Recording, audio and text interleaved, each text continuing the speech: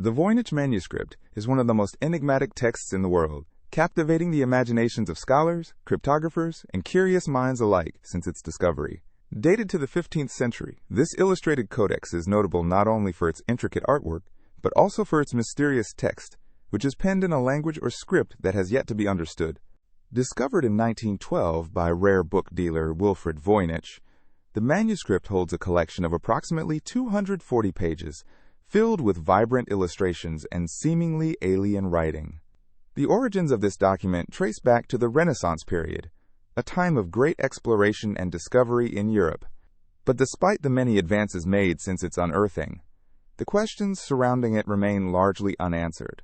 The illustrations within the Voynich manuscript present a rich tapestry of content. The pages feature bizarre botanicals, astronomical diagrams, and astrological symbols, even alongside images of nude figures engaging in what appears to be ritualistic activities. One section of the manuscript is dedicated entirely to plants, showcasing fantastical depictions that do not correspond to any known species. It begs the question, were these plants imagined, or were they once real, now lost to time? Another section focuses on astronomical and cosmological themes. The diagrams represent celestial bodies and astrological depictions, emphasizing the connection that was often drawn between celestial movements and human affairs during the Renaissance. It suggests a depth of understanding, suggesting that there were hidden meanings and perhaps coded messages aimed for someone who could interpret them. A particularly curious aspect of the manuscript is the presence of what appear to be medicinal herbs, alongside recipes emphasizing ancient practices. There is a suggestion that the manuscript might have been intended as a guide for herbalists or alchemists of its time. This has spurred many theories regarding its purpose, with some believing it could be a collection of health remedies or herbal treatments that were lost to history. One cannot discuss the Voynich manuscript without mentioning the numerous attempts that have been made to crack its code. For over a century, linguists, code breakers, and amateur cryptographers have explored its pages, trying to unveil the secrets it holds. Some have argued that the text may be an elaborate hoax, intentionally crafted to confuse and mislead. Others maintain that it may represent a lost language, suggesting that its author might have had access to unique knowledge, hidden from the rest of the world. Natural patterns within the text have been analyzed using sophisticated algorithms, and some have suggested that it shows characteristics of both meaningful language and randomness. This duality only adds to the intrigue, encouraging speculation that perhaps the manuscript was designed to obscure vital knowledge. Interestingly, the lack of a Rosetta Stone for the Voynich manuscript makes it even more challenging to decipher. Without a key to understand the language, accessing the content remains elusive. This leaves the manuscript shrouded in mystery, encouraging continual academic pursuits and examinations that stretch across various fields of study, including linguistics, history, and even art. Modern technology, such as machine learning and statistical models, has contributed to the understanding of its text structure, but no breakthrough has emerged yet. As emerging technologies continue to develop, the hope remains that somewhere, hidden within its complicated glyphs, lies an answer that can shed light on its mysteries. In recent years, the Voynich manuscript has garnered attention beyond academic circles, inspiring works of fiction, documentaries, and even video games that weave the allure of this ancient text into the fabric of popular culture. Each representation seeks to capture the wonder and the supposedly hidden wisdom contained within its pages. Some theories propose more adventurous ideas, linking the manuscript to alchemy, secret societies, or even extraterrestrial life. These speculations paint an intriguing picture of what could have been a lost book of knowledge that may have contained breakthroughs in medicinal practices or insights into the universe that we have yet to discover. As people continue to search for understanding, the Voynich manuscript stands as a fascinating testament to humanity's quest for knowledge. It embodies our unceasing journey through history, culture, and the enigma of understanding. It serves as a reminder of how much we have yet to explore, and the mysteries that still linger from centuries past. The allure of the unknown continues to captivate those willing to delve into its depths. Each turn of the page invites new questions and theories, while preserving its secret within the extraordinary lines of text. As we ponder over its cryptic nature, we are reminded that some mysteries may simply exist to inspire wonder, urging us to continue seeking answers in both the mundane and the extraordinary. The Voynich manuscript has survived centuries, a relic of curiosity awaiting new generations to engage with its pages.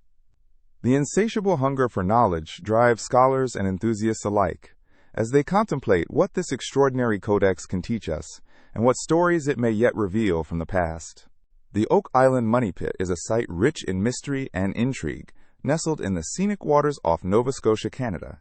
This legendary pit has drawn treasure hunters and curious adventurers for over 2 centuries, igniting imaginations and sparking countless tales about hidden treasures waiting to be discovered beneath the island's surface. The story begins in 1795 when a teenager named Daniel McGinnis stumbled upon the site while exploring Oak Island. He noticed a depression in the ground, and, driven by a sense of curiosity, he decided to investigate further. With the help of his friends, they dug down and quickly encountered a wooden platform at a depth of around 10 feet. This intriguing discovery only fueled their excitement, leading them to believe that something valuable lay buried beneath. As word of the discovery spread, more people flocked to Oak Island, eager to uncover its secrets. Over the years, treasure hunters and explorers have spent significant amounts of time and money digging, drilling, and searching for whatever lies in the depths of the money pit. The quest for treasure has captured the attention of many, and stories have circulated about vast riches that could be buried deep underground. Despite years of digging, no one has managed to uncover the fabled treasure, but layers of discovery have revealed fascinating artifacts and clues. Various items have been unearthed, including coins, pottery shards, and a mysterious stone inscribed with strange symbols, which some believe could offer insights into the pit's origins. Each item found only deepens the mystery, leaving many to wonder who originally buried such treasures and why. Several theories have emerged over the years regarding what the pit might contain. Some believe it could be the resting place of pirate booty, possibly the treasure of Captain Kidd or the infamous Blackbeard. Others suggest it may hold significant historical artifacts related to early explorers, or even documents that record vital pieces of world history. More fantastical theories propose connections to the Knights Templar, or even the lost manuscripts of Shakespeare. The construction of the money pit itself adds to the labyrinth of theories. The pit is said to contain a complex series of tunnels, booby traps, and engineered features that were clearly designed to conceal its contents. Some explorers have claimed that the pit features a flood tunnel connected to the ocean, which would explain why excavations are often thwarted by sudden influxes of water. The engineering skills required for such a construction have led many historians to wonder about the capabilities of those who worked on it. In the years since its discovery, many notable individuals and groups have attempted to unlock the secrets of the money pit. People from all walks of life have been drawn to its legend, from amateur treasure enthusiasts to seasoned archaeologists. Many expeditions have been financed, each with teams of eager individuals armed with the latest technology and age-old digging tools. Each new attempt has added layers to the rich tapestry of the Oak Island mystery. The allure of the money pit goes beyond just the possibility of finding treasure. It reflects our innate desire to uncover secrets, understand the past, and seek out the extraordinary. It represents the thrill of adventure, the quest for knowledge, and the imagination that fuels our dreams of discovery. Each year, new enthusiasts visit Oak Island, contributing to the ongoing narrative and hoping to be the ones who finally crack the code. Television shows and documentaries further ignite this passion, showcasing the efforts of modern treasure hunters as they dive into the depths of history. Viewers are captivated by tales of perseverance, teamwork, and the sometimes unbelievable limitations faced by those who dare to uncover the truth. The blend of historical intrigue and adventure keeps audiences returning, eager to learn what new chapter awaits. As the years pass, the legend of the Oak Island Money Pit continues to endure. It reminds us of the mysteries that lie hidden in the world, waiting for those brave enough to seek them out. Each season, whether for a new wave of visitors or continued excavations, adds another layer to the mythos of this remarkable site. The Oak Island Money Pit stands as a testament to the age-old dream of discovering lost treasures that have tantalized people across generations. It embodies the spirit of exploration and the unyielding pursuit of answers, inviting dreamers and adventurers to continue the search for the secrets it keeps. Whether or not the treasures of Oak Island are ever uncovered, the journey and the stories created along the way may be the true riches of this legendary location. In the heart of North Korea lies a place shrouded in secrecy and intrigue known as Room 39. This clandestine organization operates within the walls of the Workers' Party of Korea and is believed to play a pivotal role in the nation's efforts to generate foreign currency through various illicit activities. The exact functions and operations of Room 39 remain largely unknown to the outside world, but what we do know paints a picture of a group involved in shadowy dealings that span the globe. Initially established in the early 1970s, Room 39 was supposedly created to aid the North Korean leadership in managing the economic difficulties faced by the country. With its centralized economy struggling under international sanctions and limited trade options, the regime sought ways to procure the cash necessary to fund its operations. The quest for foreign currency has since led to the establishment of a complex web of operations designed to circumvent the restrictions imposed by the international community. The activities attributed to Room 39 are diverse and often involve sophisticated schemes. Reports suggest that one of their strategies includes large-scale counterfeiting operations. North Korea has been accused on numerous occasions of producing counterfeit currency, particularly US dollars. The quality of these counterfeit bills has been so convincing that they have successfully infiltrated the global financial system, posing serious challenges for law enforcement and financial institutions alike. Smuggling is another avenue explored by Room 39. The organization is thought to facilitate the illegal export of various goods, from precious metals to narcotics.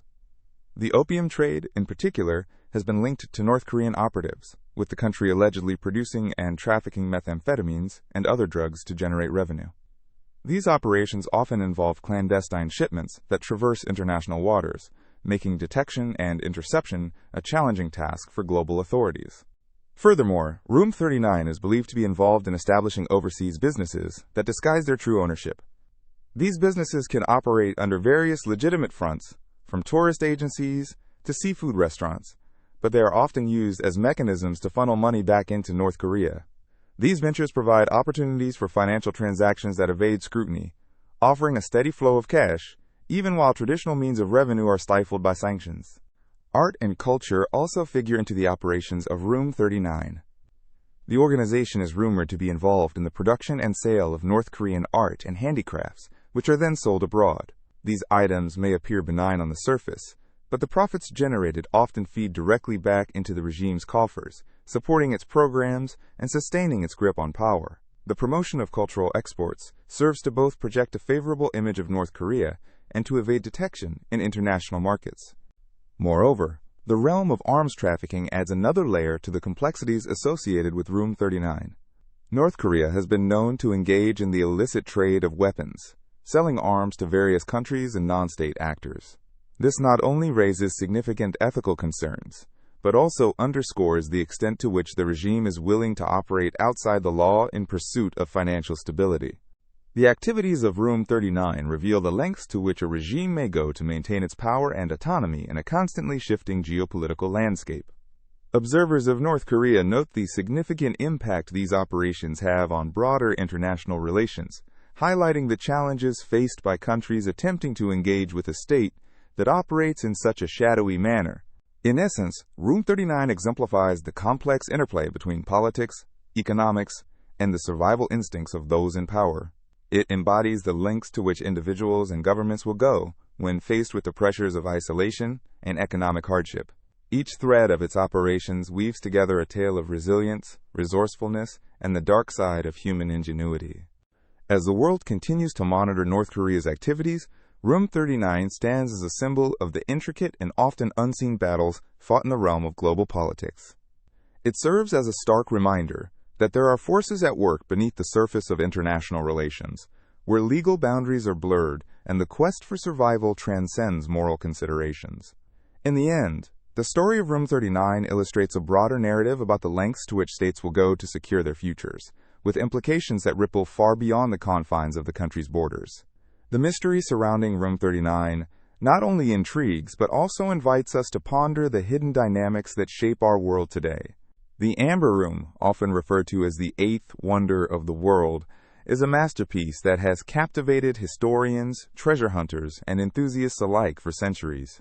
This remarkable room, originally constructed in the 18th century in the Catherine Palace of Tsarskoye Selo, near St. Petersburg, Russia, was adorned with panels of amber, gold leaf, and mirrors, creating a stunning visual effect.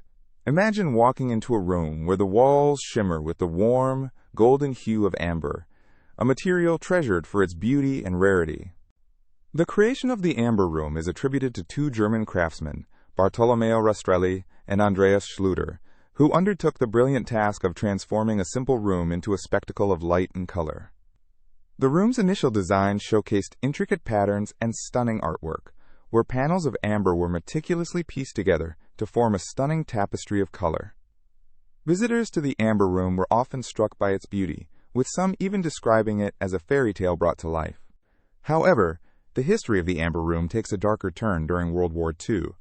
In 1941, as Nazi Germany invaded the Soviet Union, soldiers marched into St. Petersburg and captured the city. The Amber Room, an exquisite symbol of Russian art, became one of the greatest losses for both art and history. The German troops, recognizing the treasure that lay before them, dismantled the amber panels with great care and shipped them back to Germany. What was once a vibrant testament to human creativity and craftsmanship was simply boxed up, never to be seen again. As the war raged on, the Amber Room was lost to time. Its exact whereabouts remain a mystery, leading to rampant speculation and numerous theories regarding its fate. Some believe that the room ended up in a secret location, buried beneath rubble or hidden in an undisclosed warehouse. Others think that it may have been destroyed during air raids, lost forever in the chaos of wartime Europe. Search efforts for the Amber Room have spanned decades. In the years following World War II, several expeditions were launched, with teams combing through German archives, searching old maps and documents, hoping to find a clue that would lead them to this elusive treasure. Some adventurous souls even scoured the forests of Poland and Germany, searching for hidden caches, where the amber panels might have been concealed. One fascinating account involves a German soldier who claimed that the Amber Room was hidden in a secret bunker. This sparked great excitement and led to searches in various locations. For years, treasure hunters and amateur historians have engaged in hunts, equipped with metal detectors and dreams of finding this long-lost piece of art. Each expedition has been fraught with hope and disappointment, as the mystery of the Amber Room continues to elude even the most diligent explorers. In 1979, an astonishing development emerged when a team of Russian restorers began rebuilding the Amber Room in the Catherine Palace. Using historical documents, photographs, and the work of modern artisans, they worked tirelessly to recreate the original splendor of the room.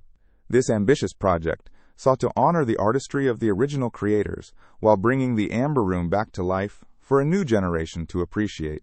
The painstaking efforts culminated in a grand reopening in 2003, attracting visitors from around the world who flocked to witness this extraordinary revival. The Amber Room stands today as a symbol of resilience and artistic beauty. Its historical journey, marked by triumphs and tragedies, serves as a reminder of how art connects people across time and space. As stories of those who have sought after the original Amber Room unfold, we cannot help but marvel at the human spirit's desire to preserve beauty despite the odds. The mystery of the Amber Room continues to intrigue and inspire. Many still ponder its fate, wondering if the original panels will ever surface. Will they remain hidden forever, buried beneath centuries of history? Or might they one day emerge, revealing the secrets of a forgotten time? The quest for the Amber Room invites curiosity and wonder, blending history with the thrill of adventure. In realms of mystery and treasure hunting, few stories encapsulate the intrigue of lost art like that of the Amber Room. It is a tale woven into the fabric of human experience, reminding us that beauty can be both ephemeral and enduring, capturing the imagination across generations. The Amber Room encourages us to delve into the past, to dream of what once was, and to cherish the beauty that still surrounds us. Its legacy lives on, intertwined with our fascination for discovery and the timeless allure of artistry. The legend of the Amber Room continues to echo in hearts and minds, leaving a shimmering trail of wonder and curiosity that may never fade. The Piri Reis Map is a fascinating artifact that has intrigued historians, cartographers, and enthusiasts of exploration for centuries. Created in 1513 by the Ottoman admiral and cartographer Piri Reis, this map stands out due to its remarkable detail and accuracy, especially concerning the coastlines of the Americas. The creation of this map emerged during a time when European powers were actively exploring and mapping the New World, yet the details captured in the Piri Reis Map are astonishingly precise, raising many questions about the sources of its information. One of the most striking aspects of the Piri Reis Map is its depiction of the South American coastline. Piri Reis meticulously mapped the eastern coast from modern-day Brazil down to the estuaries of the Rio de la Plata. The map includes intricate details that align closely with modern understanding of the geography of this part of the world, showcasing Piri's impressive skill and knowledge as a cartographer. The way he portrayed the coastlines suggests familiarity with these lands that has led to much speculation about how he obtained such information. Even more intriguing is the depiction of parts of North America and a supposedly accurate representation of the Caribbean islands. Piri Reis included a rich array of details, including the presence of various islands and prominent geographical features. This representation hints at the possibility that he had access to maps or accounts from earlier explorers. In fact, the Piri Reis Map is said to be based on approximately 20 different maps, some of which were ancient. Historians believe that some of these maps may have originated from ancient civilizations, such as the Greeks or even earlier cultures, which raises significant questions about how knowledge of these lands was preserved and passed down through the ages. Another fascinating detail in the Piri Reis Map is the vivid illustration of the legendary Antarctic continent. What is extraordinary is that it shows a landmass that some have interpreted as Antarctica, even though the continent was not officially discovered until much later. Many argue that the accuracy with which it depicts the coastline indicates either advanced knowledge of geography long before modern exploration, or perhaps the existence of older maps that have been lost to history. The artwork is accompanied by a series of notes written in Turkish, explaining different elements of the map. These annotations provide context and insight into Piri Reis's intentions when creating this extraordinary document. They offer hints about the cultures and peoples he encountered during his explorations, and illustrate the blending of knowledge from different civilizations. This cultural amalgamation, represented in the map, signifies a broader era of exploration and understanding, as continents began to connect in ways that they hadn't before. When examining the Piri Reis Map, one cannot ignore the mystery surrounding its origins. How did Piri Reis access such detailed knowledge of lands that many Europeans were only beginning to explore? Some theories suggest that Piri Reis was aware of the voyages of Christopher Columbus and other prominent explorers of his time. It is likely he had access to records, maps, and accounts from sailors and traders who bravely charted these territories and brought back valuable geographic knowledge. The map was rediscovered centuries later in the archives of the Topkapi Palace in Istanbul, sparking renewed interest among scholars and enthusiasts. The initial fascination with its accuracy led to various hypotheses and debates about its sources. Many conspiracy theories rose, where some claimed that ancient civilizations or even extraterrestrial beings might have influenced the map's creation. While such speculations are captivating, most historians agree that the Piri Reis Map serves as a testament to the human capacity for exploration and the pursuit of knowledge. By analyzing the Piri Reis Map, one can appreciate the blend of science, art, and adventure. Cartography during the Renaissance was undergoing a revolution, and Piri Reis was at the forefront of this shift. The map highlights not only the potential for exploration, but also the importance of systematic knowledge gathering. Each line and contour reflects the hard work and inquisitiveness of a man who sought to document a world that was changing rapidly. In summary, the Piri Reis Map is not just a simple representation of the world as it was known in the early 16th century. Instead, it encapsulates a moment in history when knowledge was being expanded and redefined. It invites viewers to delve into the mysteries of global connections that crossed oceans, blending traditions from multiple cultures and epochs. The map is a remarkable embodiment of navigational prowess and the insatiable curiosity of the human spirit, revealing a landscape rich with stories yet to be uncovered. As we continue to explore the depths of our planet's history and geography, artifacts like the Piri Reis Map serve to remind us of the interconnectedness of humanity throughout time. Throughout history, secret societies have fascinated and intrigued humanity. These clandestine groups often operate in the shadows, shrouded in mystery and sometimes surrounded by myths and misconceptions. Among the most well-known of these societies are the Illuminati and the Freemasons, two organizations that have sparked countless stories, theories, and debates. Starting with the Illuminati, their name evokes a sense of intrigue and conspiracy.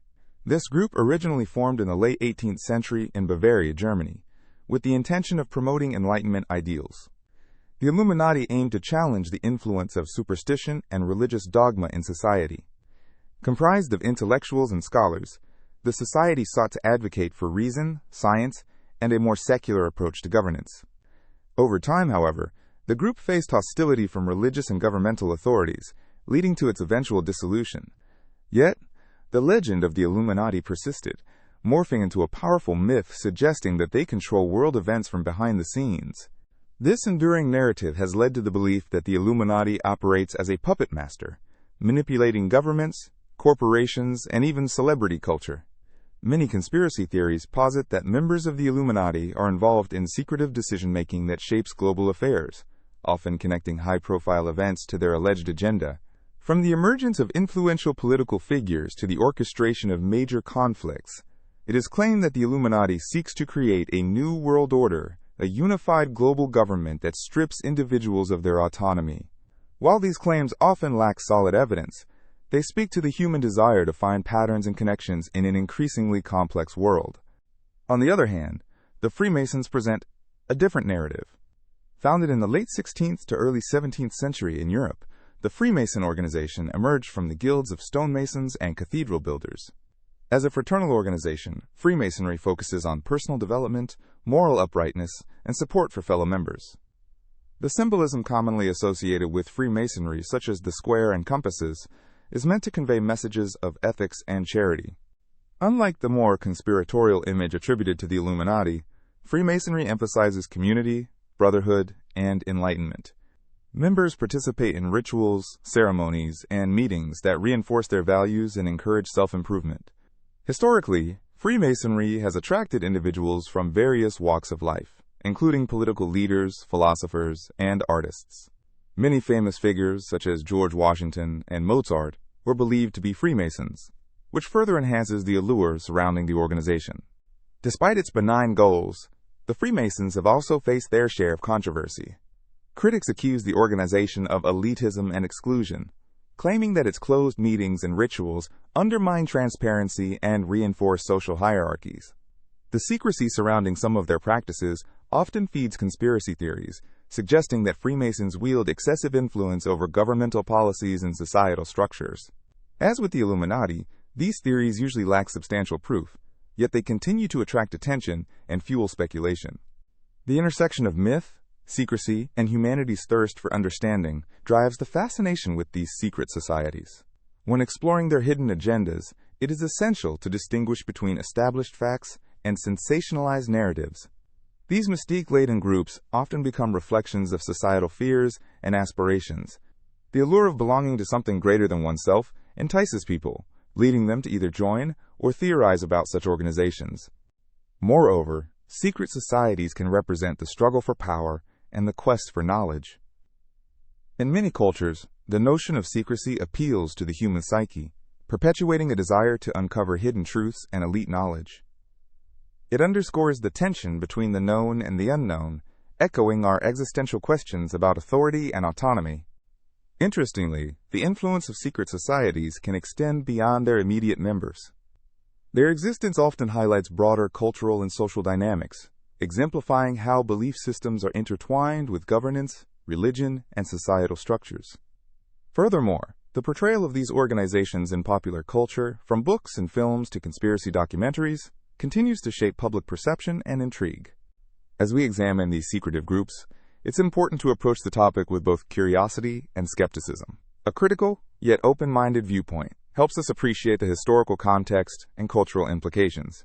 The fascination with the Illuminati and Freemasons invites us to consider our relationship with authority, knowledge, and the mysteries of the human experience. In the end, while secret societies may seem distant or disconnected from daily life, they encapsulate themes of human existence, our thirst for belonging, understanding, and power. The stories surrounding the Illuminati and Freemasons may shift with time, but they reflect deep-rooted questions about society and the unseen forces that may or may not be at play. Exploring these mysteries can lead us to not only learn about these clandestine groups, but also reflect on our own beliefs and values in an ever-evolving world. In the early spring of 1803, the shores of Japan were about to witness an event that would stir the imaginations of many for generations. It began when a strange boat, referred to as the Utsuro-bune, washed ashore near the village of Hitachi in what is now Ibaraki Prefecture. This was not just any boat. Described as hollow, with an oval shape, it was adorned with intricate, beautiful designs. Its arrival was not merely an ordinary occurrence. It would spark curiosity, mystery, and speculation. Inside this enchanting vessel was a woman whose appearance captivated those who encountered her.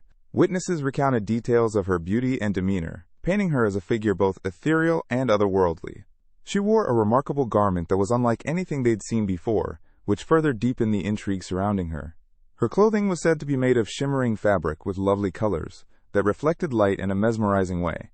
The woman was described as having unusual features that set her apart from the local population. Her skin was fair, and her long hair flowed like silk. Yet perhaps most striking was her face, which bore a serene expression that filled onlookers with a sense of awe. Officers called to the scene were so taken by her beauty that they struggled to communicate. The language she spoke was wholly foreign, leaving them unable to understand her words. One tale suggests that she held an object resembling a small box, which some believed contained secrets of the cosmos or treasures from her homeland.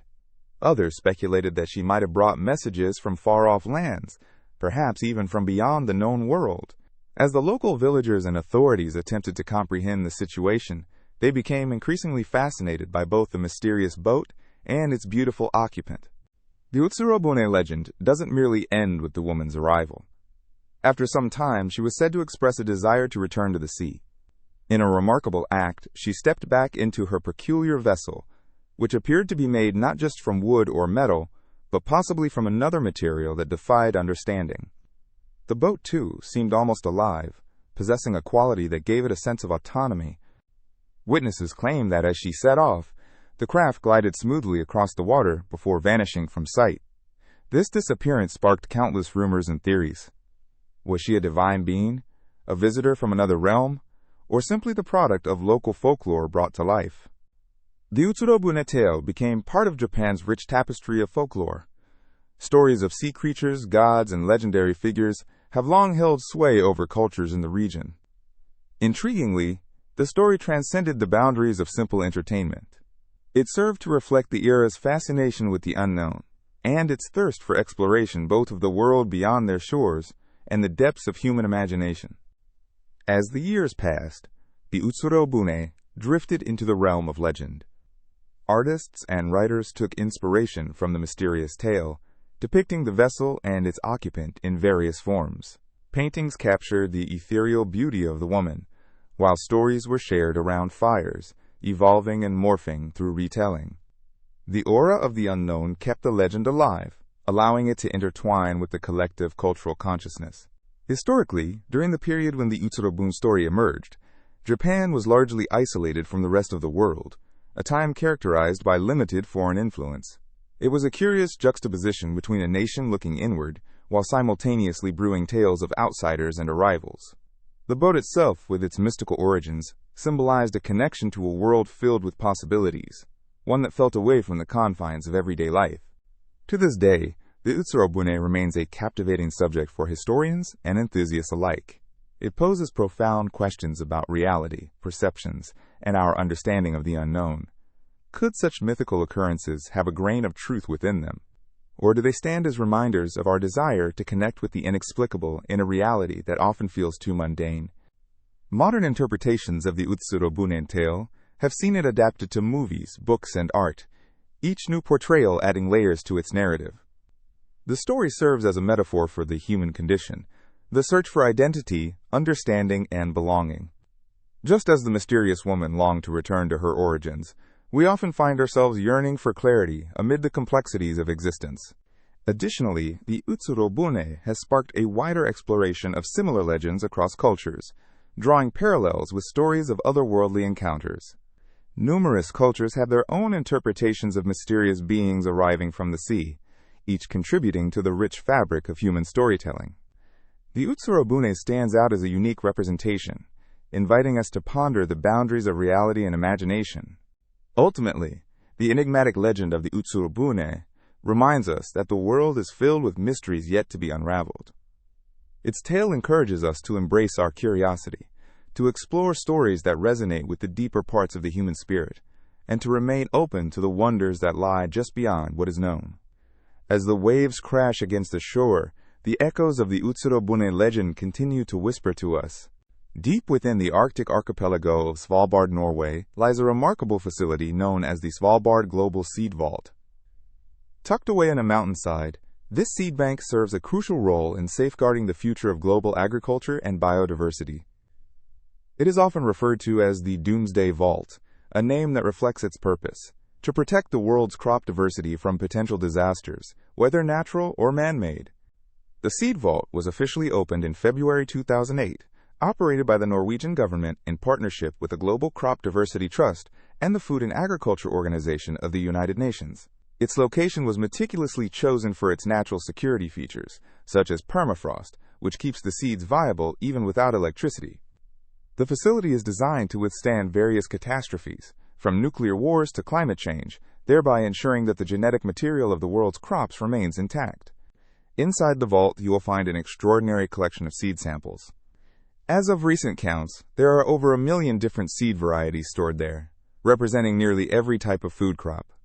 This diverse collection comes from countries around the globe, showcasing the rich agricultural heritage that we depend on for our sustenance. For example, you can find seeds from staple crops like rice, wheat, and corn, as well as lesser-known varieties that are vital for local diets and ecosystems. One of the key features of the Svalbard Global Seed Vault is its commitment to preserving genetic diversity. In agriculture, biodiversity is essential because it allows farmers to adapt to changing conditions, diseases, and pests. By storing different varieties of seeds, the Seed Vault ensures that farmers always have access to the genetic material they may need in the future.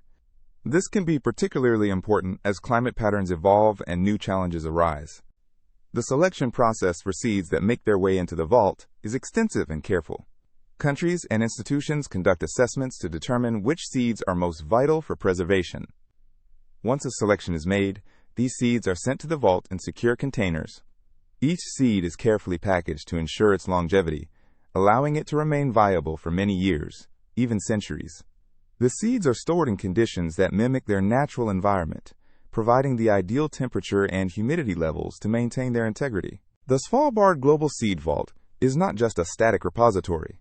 It operates as a vibrant hub of cooperation and collaboration among nations. Countries from every continent contribute their varietal seeds, reflecting a sense of unity in the face of global challenges. In fact, the Seed Vault serves as an insurance policy for the food systems of the world.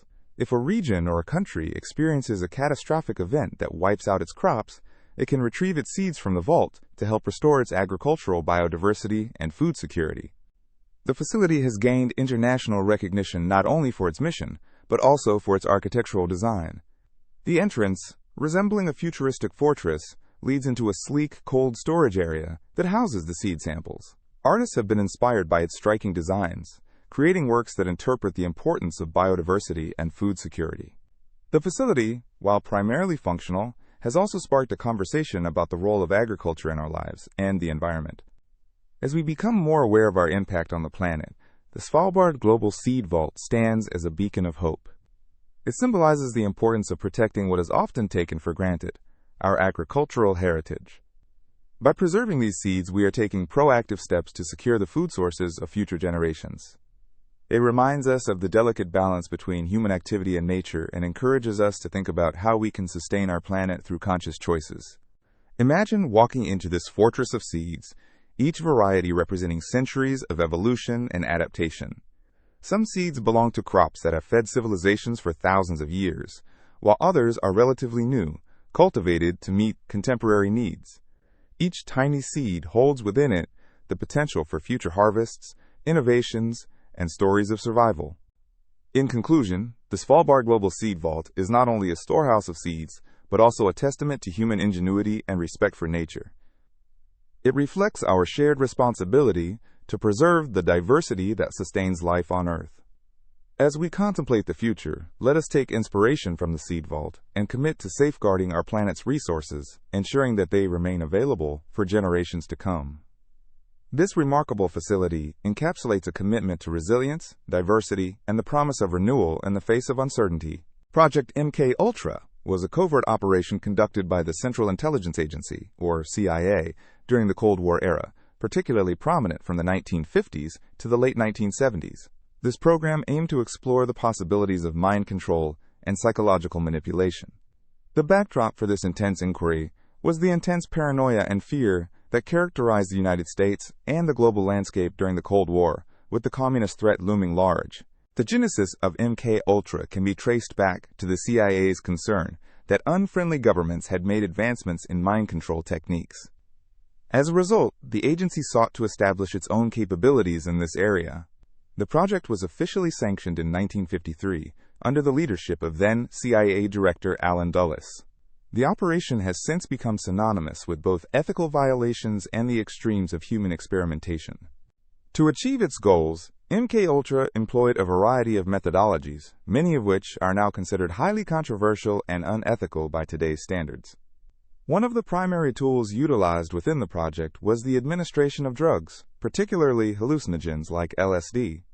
The CIA sought to determine whether such substances could induce a state of mind that would render individuals susceptible to suggestion and coercion.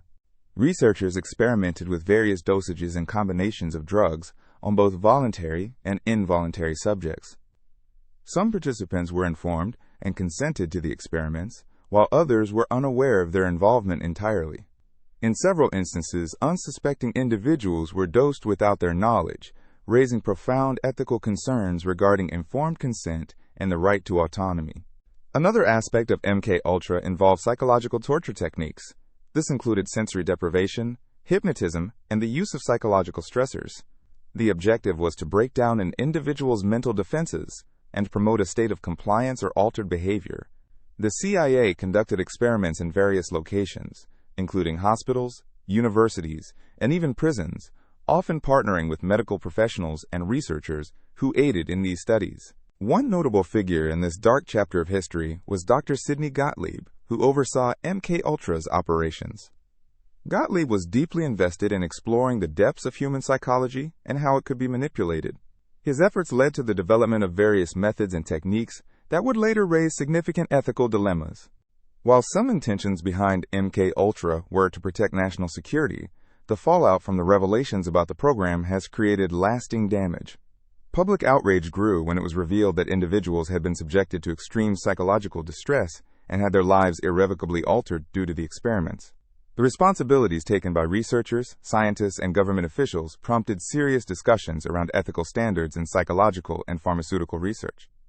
The program officially came to light in the 1970s during investigations by the Church Committee and a subsequent presidential commission known as the Rockefeller Commission. These inquiries brought forward details that shocked the nation and revealed the lengths to which the CIA had gone in the search for mind control techniques.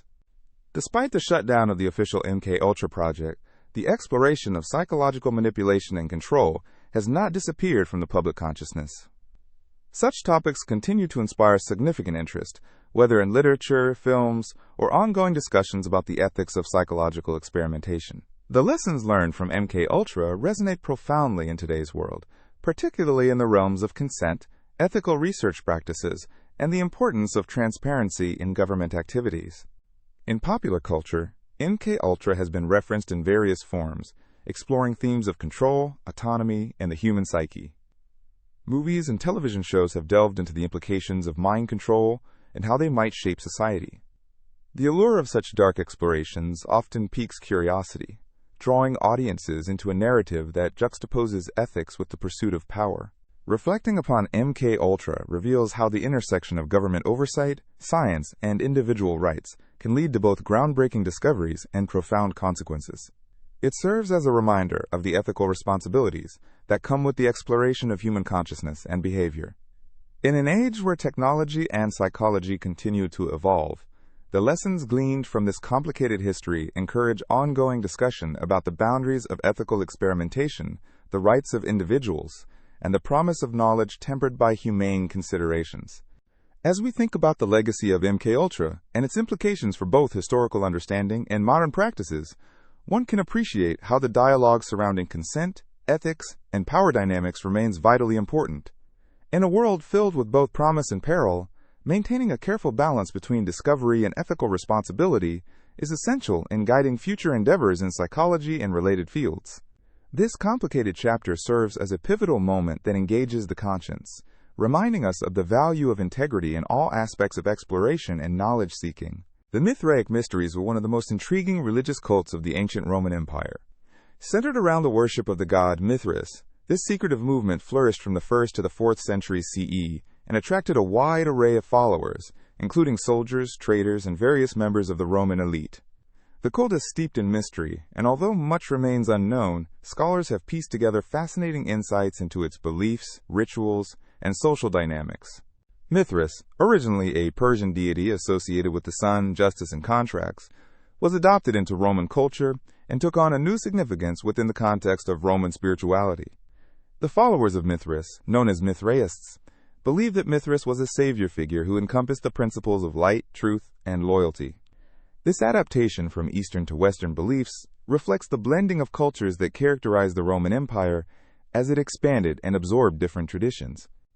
One of the most distinctive features of the Mithraic Mysteries is the secrecy that shrouded its practices. Possessing an initiatory structure, the cult limited its membership to those who were initiated into its mysteries, signifying a bond that went beyond casual worship. This exclusivity fostered a strong sense of community and loyalty among its members, who often gathered in underground temples known as Mithraea. These temples were usually built in hidden locations, such as caves or cellars, providing an intimate atmosphere for worship and rituals that were often conducted in dim light. The rituals of the Mithraic cult were elaborate and loaded with symbolism. Central to their practice was the portrayal of the god Mithras battling a cosmic bull, an image that has come to symbolize resurrection and the renewal of life.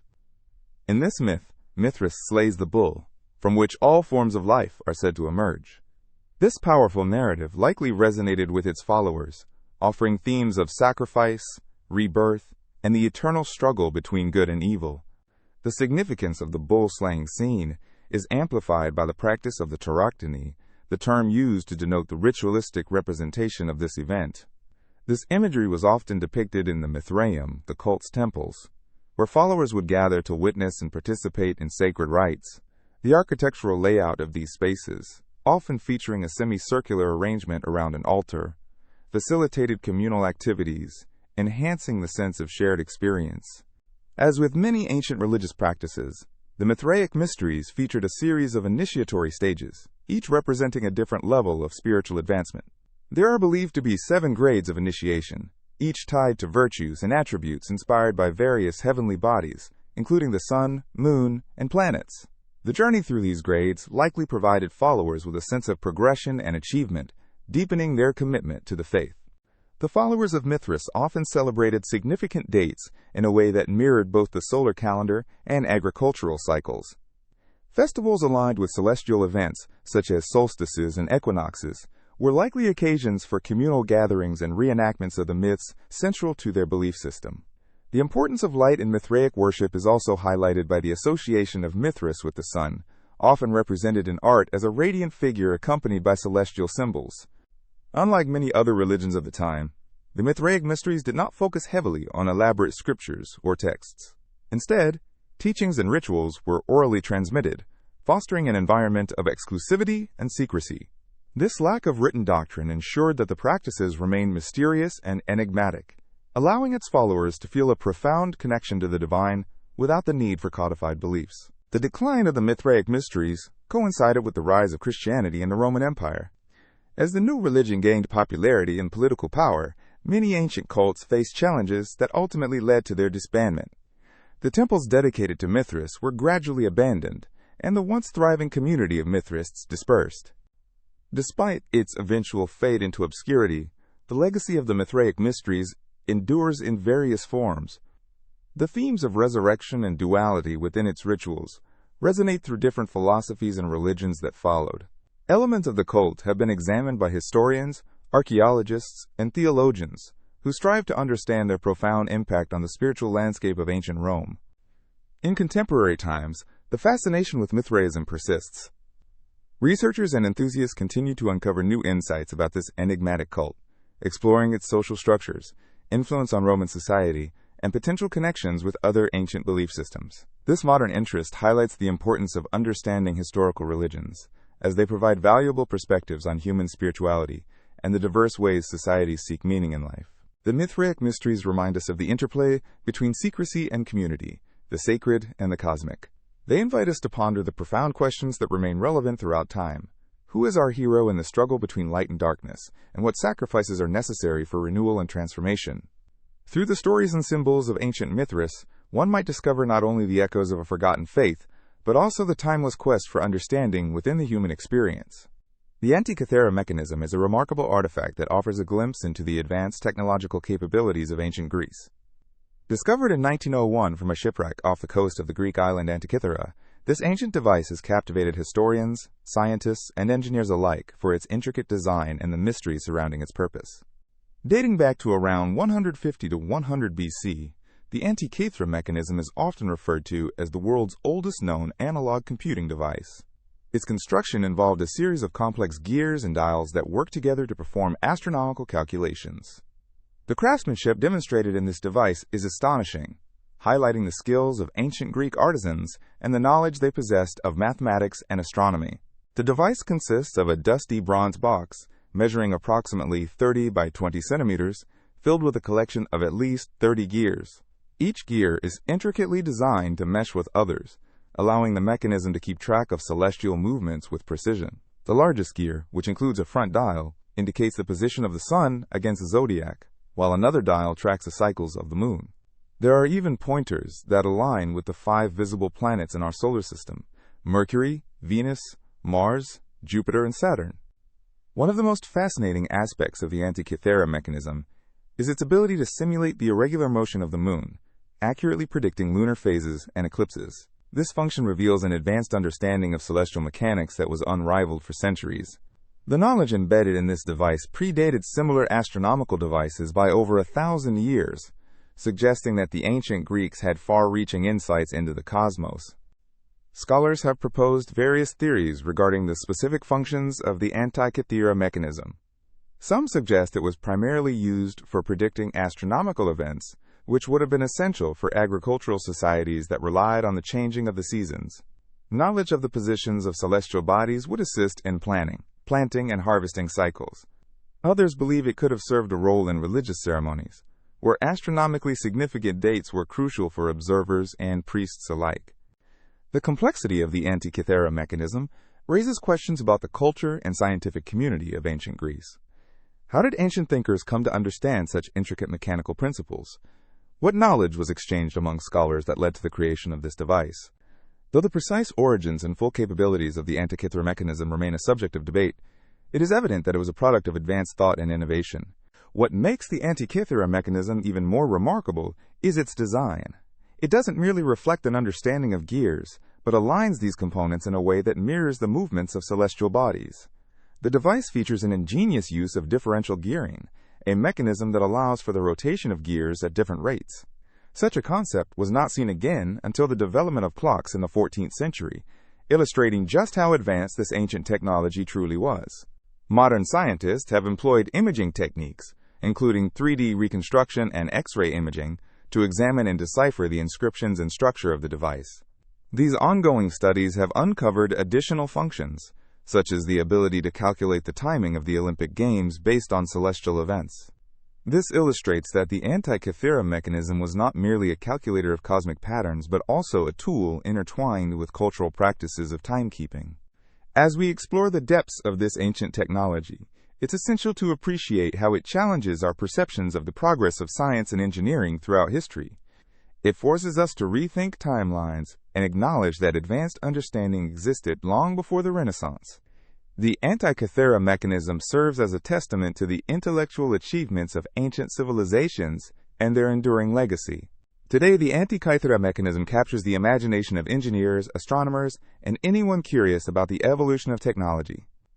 It highlights the human drive to understand the universe, inspiring innovations that continue to advance our understanding of both mechanics and the cosmos. In conclusion, the Antikythera Mechanism offers not just a look into the ancient world of Greek science and engineering, but also a broader reflection on the pursuit of knowledge. Its existence challenges the perception of ancient civilizations as primitive, revealing the sophistication and complexities of their technological achievements. As we continue to unravel its secrets, the mechanism stands as a symbol of human creativity and the thirst for understanding that spans across the ages, bridging the past with our present fascination with the stars. In 1959, an event occurred in the Ural Mountains of Russia that has left many puzzled and intrigued to this day. It is known as the Dyatlov Pass Incident, named after the group leader Igor Dyatlov. This incident involved a hiking expedition by a group of 9 experienced trekkers, all students and graduates, from the Ural Polytechnic Institute. They set out on their journey into the cold, harsh wilderness, aiming to reach the Otorten Mountain, but their adventure quickly turned into one of the most enigmatic cases in Russian history. The group began their trek in early January, navigating through rugged terrain and brutal weather conditions. These hikers were well prepared for the challenges of the Siberian wilderness, equipped with proper gear and experience. However, as the days passed, concern grew when the group did not make their expected return. Following a search effort initiated by friends and family, rescuers eventually located the group's tent, but what they found was alarming. The tent was discovered, abandoned, and eerily cut open from the inside. This suggested a hasty exit, leading to numerous questions. Why would these skilled hikers leave the safety of their tent in such a frantic manner, especially given the extreme cold outside, which could lead to severe hypothermia? Investigators followed clues scattered across the snowy landscape, discovering the footprints of the hikers leading away from the tent.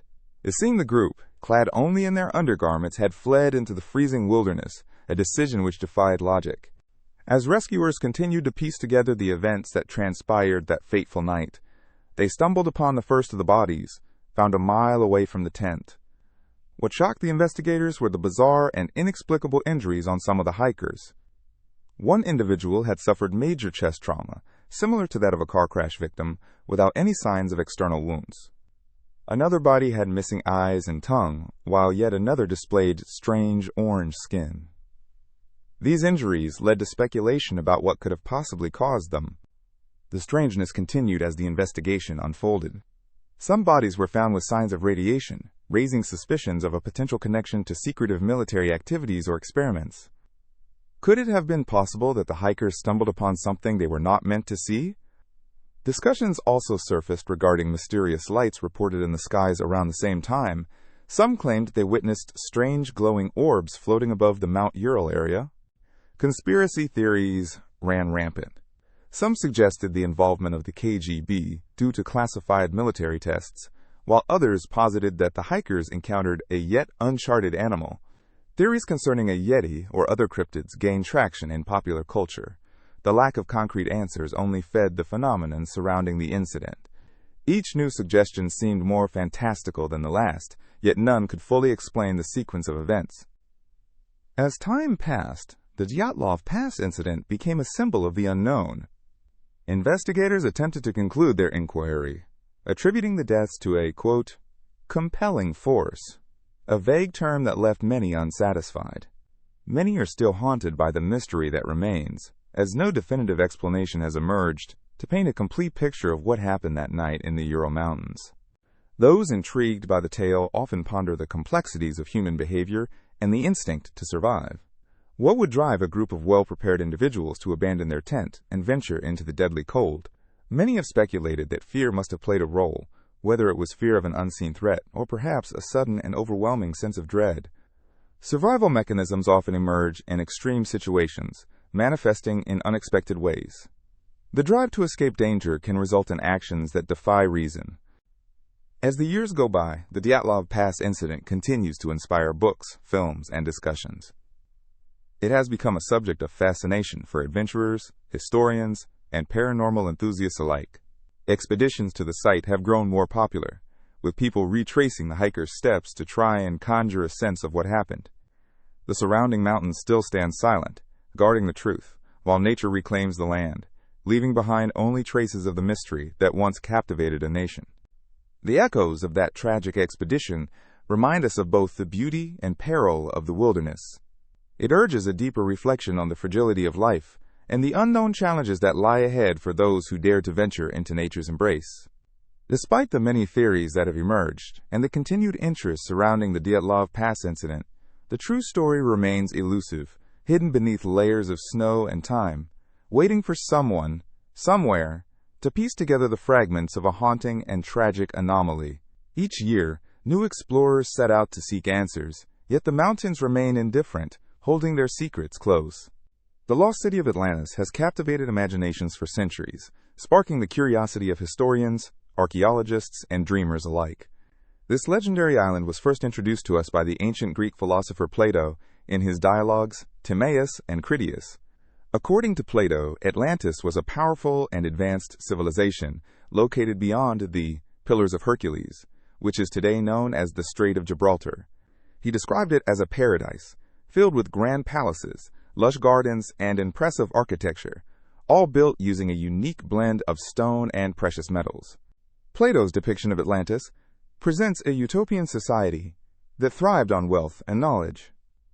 The island was said to be larger than Libya and Asia combined, featuring a series of concentric circles of land and water. These circles formed a complex network of canals that supplied the city with fresh water and allowed for easy transportation. The inhabitants of Atlantis were believed to have been a noble race, possessing advanced technology and an understanding of the cosmos that was far ahead of their time. As the narrative unfolds in Plato's work, the story takes a dramatic turn. He claimed that the Atlanteans became morally corrupt and greedy, leading to their eventual downfall. In a single day and night, this powerful civilization was said to have vanished beneath the ocean, serving as a cautionary tale about hubris and the consequences of losing touch with virtue. The allure of Atlantis extends far beyond Plato's philosophical musings. Over the years, countless explorers, researchers, and writers have sought to uncover the mysteries of this lost civilization. Some have theorized that Atlantis was a real place, suggesting various locations around the globe where remnants of this advanced society might have existed.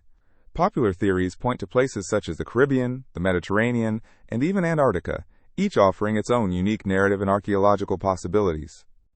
In the Caribbean, some have speculated that the site known as Bimini Road could be the remnants of Atlantis, where underwater formations resemble man-made structures. While many dismiss this idea as mere coincidence, it fuels the imagination of those who believe in the lost city. Similarly, the Mediterranean has long been a source of intrigue, with some suggesting that the Minoan civilization on the island of Crete might provide a glimpse into what Atlantis was like. Even Antarctica has not been exempt from the search for Atlantis. Some believe that, as the ice melts, evidence of lost civilizations may emerge, prompting discussions about ancient human history and the capabilities of early societies. The idea that Atlantis could lie beneath glaciers adds a layer of mystery that continues to fascinate. The legend of Atlantis extends into popular culture, inspiring countless works of literature, movies, and art. Writers and filmmakers have taken the core concept and intricately woven it into elaborate narratives. For instance, the animated film Atlantis: The Lost Empire reimagines the city as an exciting adventure, showcasing an underwater kingdom filled with exotic creatures and technology. Such portrayals keep the spirit of Atlantis alive, engaging new generations in its mythos and exploration themes. The quest for Atlantis also resonates with a broader human desire to discover lost knowledge and reconnect with ancient wisdom. The idea of a civilization that thrived on enlightenment before its sudden demise leads many to ponder what insights we might gain about our own societies. Would understanding the mistakes that led to Atlantis' fall help us navigate our challenges today? This timeless question keeps the story relevant, urging reflection on our values and how they shape our lives.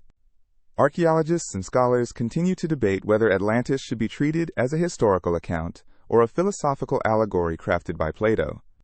Regardless of the interpretation, the narrative of Atlantis invites exploration into themes of morality, innovation, and the relationship between humanity and nature. It serves as a reminder of the fragility of civilization and the potential repercussions of human excess. The fascination with Atlantis is unlikely to fade. As technology progresses and new underwater explorations are undertaken, intriguing discoveries may fuel the flames of the Atlantis legend. Every dive into the ocean depths offers possibilities, and who knows what secrets could be uncovered. For now, the lost city of Atlantis remains an iconic symbol of mystery and wonder, embodying our eternal quest for knowledge, adventure, and the stories that unite us as a species. In conclusion, the tale of the lost city of Atlantis transcends the ages, remaining an enduring testament to human creativity and curiosity. It beckons us to imagine what could lie beneath the waves while reminding us of our responsibility to uphold virtues as we pursue progress. Whether real or imaginary, the legacy of Atlantis continues to inspire those who dare to dream and explore the unknown. Through its story, we can reflect on our past, confront our present, and ignite visions for a future where knowledge flourishes and harmony prevails. In the heart of England, nestled in the village of Woolpit, an astonishing tale has persisted through the centuries, capturing the imagination of historians, folklore enthusiasts, and those curious about the mysteries of our past. This is the story of the Green Children of Woolpit, an account that combines elements of folklore, curiosity, and the unexplainable. The legend begins in the 12th century, during the reign of King Stephen. As villagers tended to their daily routines, they stumbled upon a pair of children, lost and bewildered, emerging from one of the local wolf pits, which had given Woolpit its name.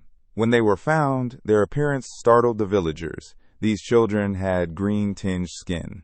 They wore strange clothing, unlike anything seen in the surrounding area, and their behavior was equally perplexing. They spoke a language that no one could understand. The villagers, overcome with a mix of compassion and curiosity, brought the children to the local lord, Sir Richard de Calne. Upon seeing their unusual appearance and behavior, he took them into his home. The children were frightened and shy, and at first they refused to eat the food offered to them. On the brink of despair, they finally accepted raw broad beans, which were not a common food for the people of the village. This choice sparked wonder among the spectators, as their preference for this particular food further accentuated their strangeness. As time passed, the children gradually adapted to their new environment, both in terms of diet and social customs.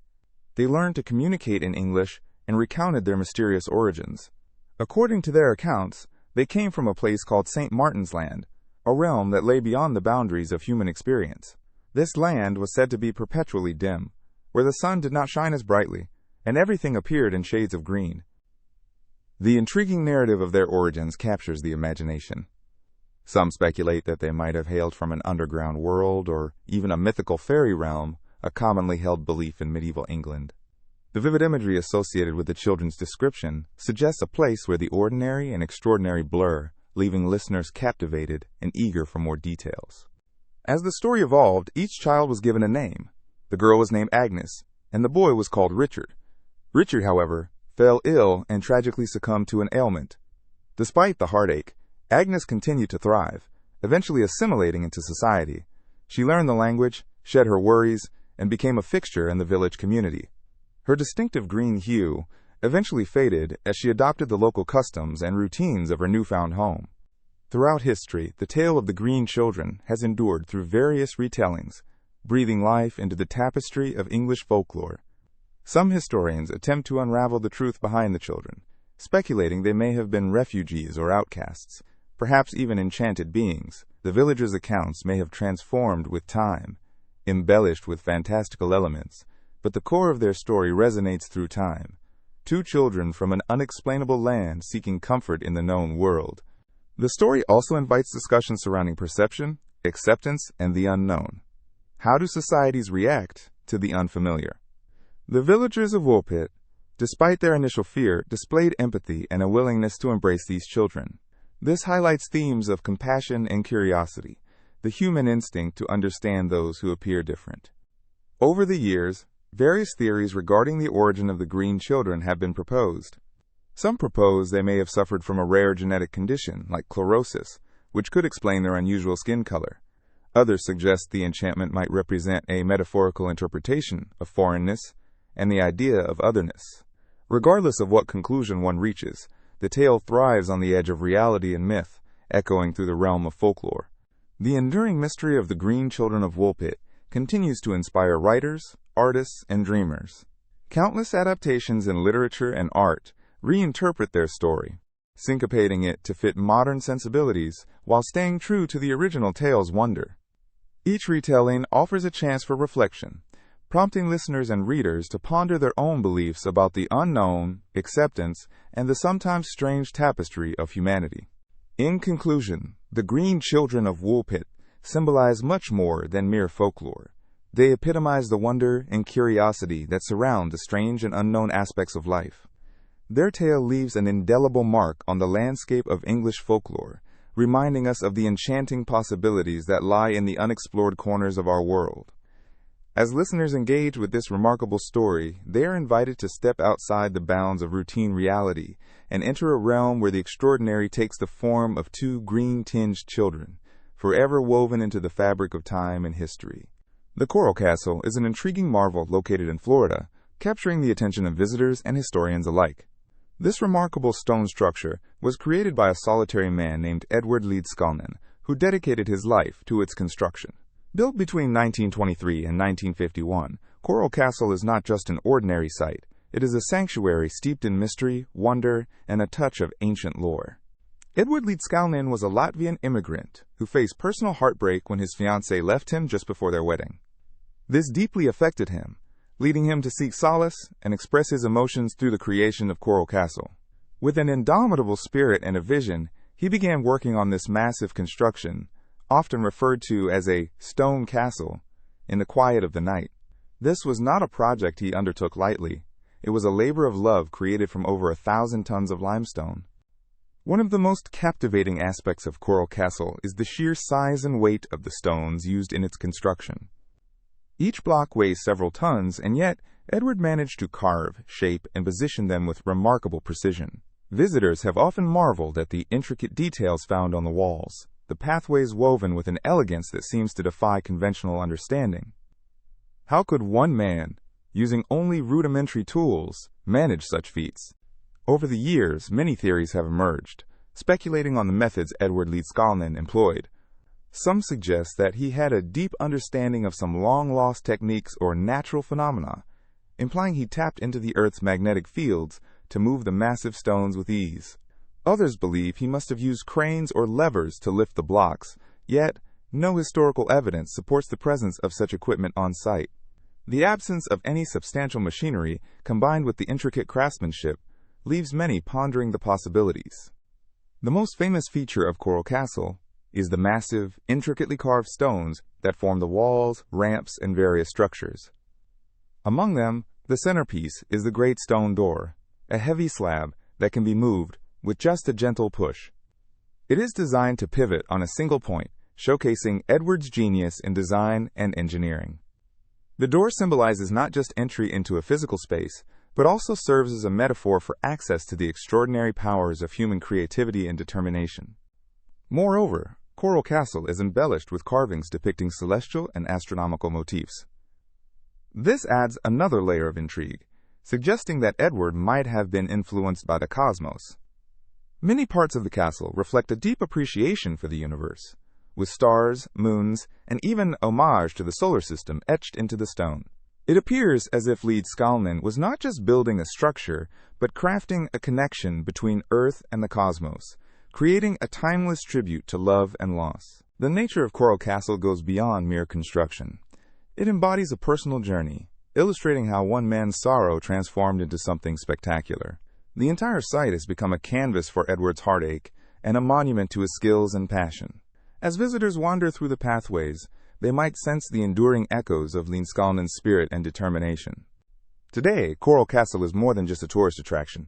It attracts people from all walks of life, each drawn by the stories and mysteries surrounding it. Historians, architects, and curious souls converge, sharing insights and speculating about the enigmas within its walls. Some come seeking answers about the unknown methods employed by Edward Leedskalnin, while others simply wish to witness the beauty of the creation for themselves. Whether considered a masterpiece of unconventional engineering or a heartfelt homage to lost love, Coral Castle emphasizes the power of individual creativity. It stands as a testament to what can be accomplished when one harnesses passion and perseverance, no matter the obstacles. The stones may be ancient, but the emotions they encapsulate are timeless, resonating with anyone who approaches the castle with an open heart and a curious mind. As you ponder the mysteries of Coral Castle, consider how personal experiences can lead to extraordinary outcomes. Reflect on the way that passion can transform heartbreak into something significant and lasting. Just like Edward Leedskalnin, we all have the ability to create, to innovate, and to leave behind our own mark on the world.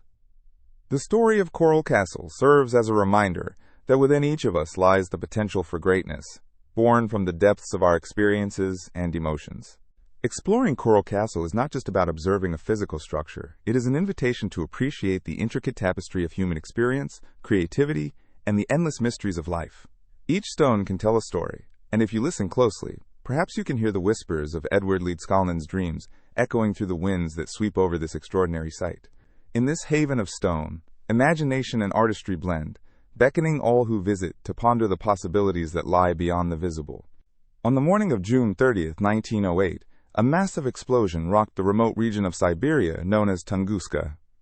This event, which occurred near the banks of the Tunguska River, is one of the largest unexplained explosions in modern history. Witnesses reported seeing a bright fireball streak across the sky, followed by a tremendous blast that flattened over 2,000 square kilometers of forest. Trees were knocked down in a radial pattern, with some standing while others lay prostrate, giving a clear indication of the force unleashed that fateful day. Scientists have long been fascinated by this incident, leading to various theories regarding its cause. One of the most widely accepted explanations is that a comet or asteroid exploded in the atmosphere above the forest. This cosmic visitor is thought to have delivered a powerful shock wave as it entered Earth's atmosphere, resulting in the catastrophic explosion that followed. When researchers analyze the energy released, they often compare it to the power of hydrogen bombs, a staggering realization given its natural origins. Despite the prevailing theory of a solid object entering the atmosphere, skeptics look for alternative explanations. Some have suggested that the event might have been the result of advanced technology lost to time, such as an alien spacecraft or an experimental weapon. This line of thinking has captured public imagination, blending the boundaries between science fiction and historical events, particularly in popular culture. The idea of ancient advanced technology resonates with tales of lost civilizations and unexplained artifacts.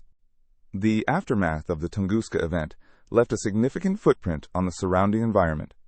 Eyewitness accounts from locals describe how the sky turned blue and then dark as if it were nighttime for a moment.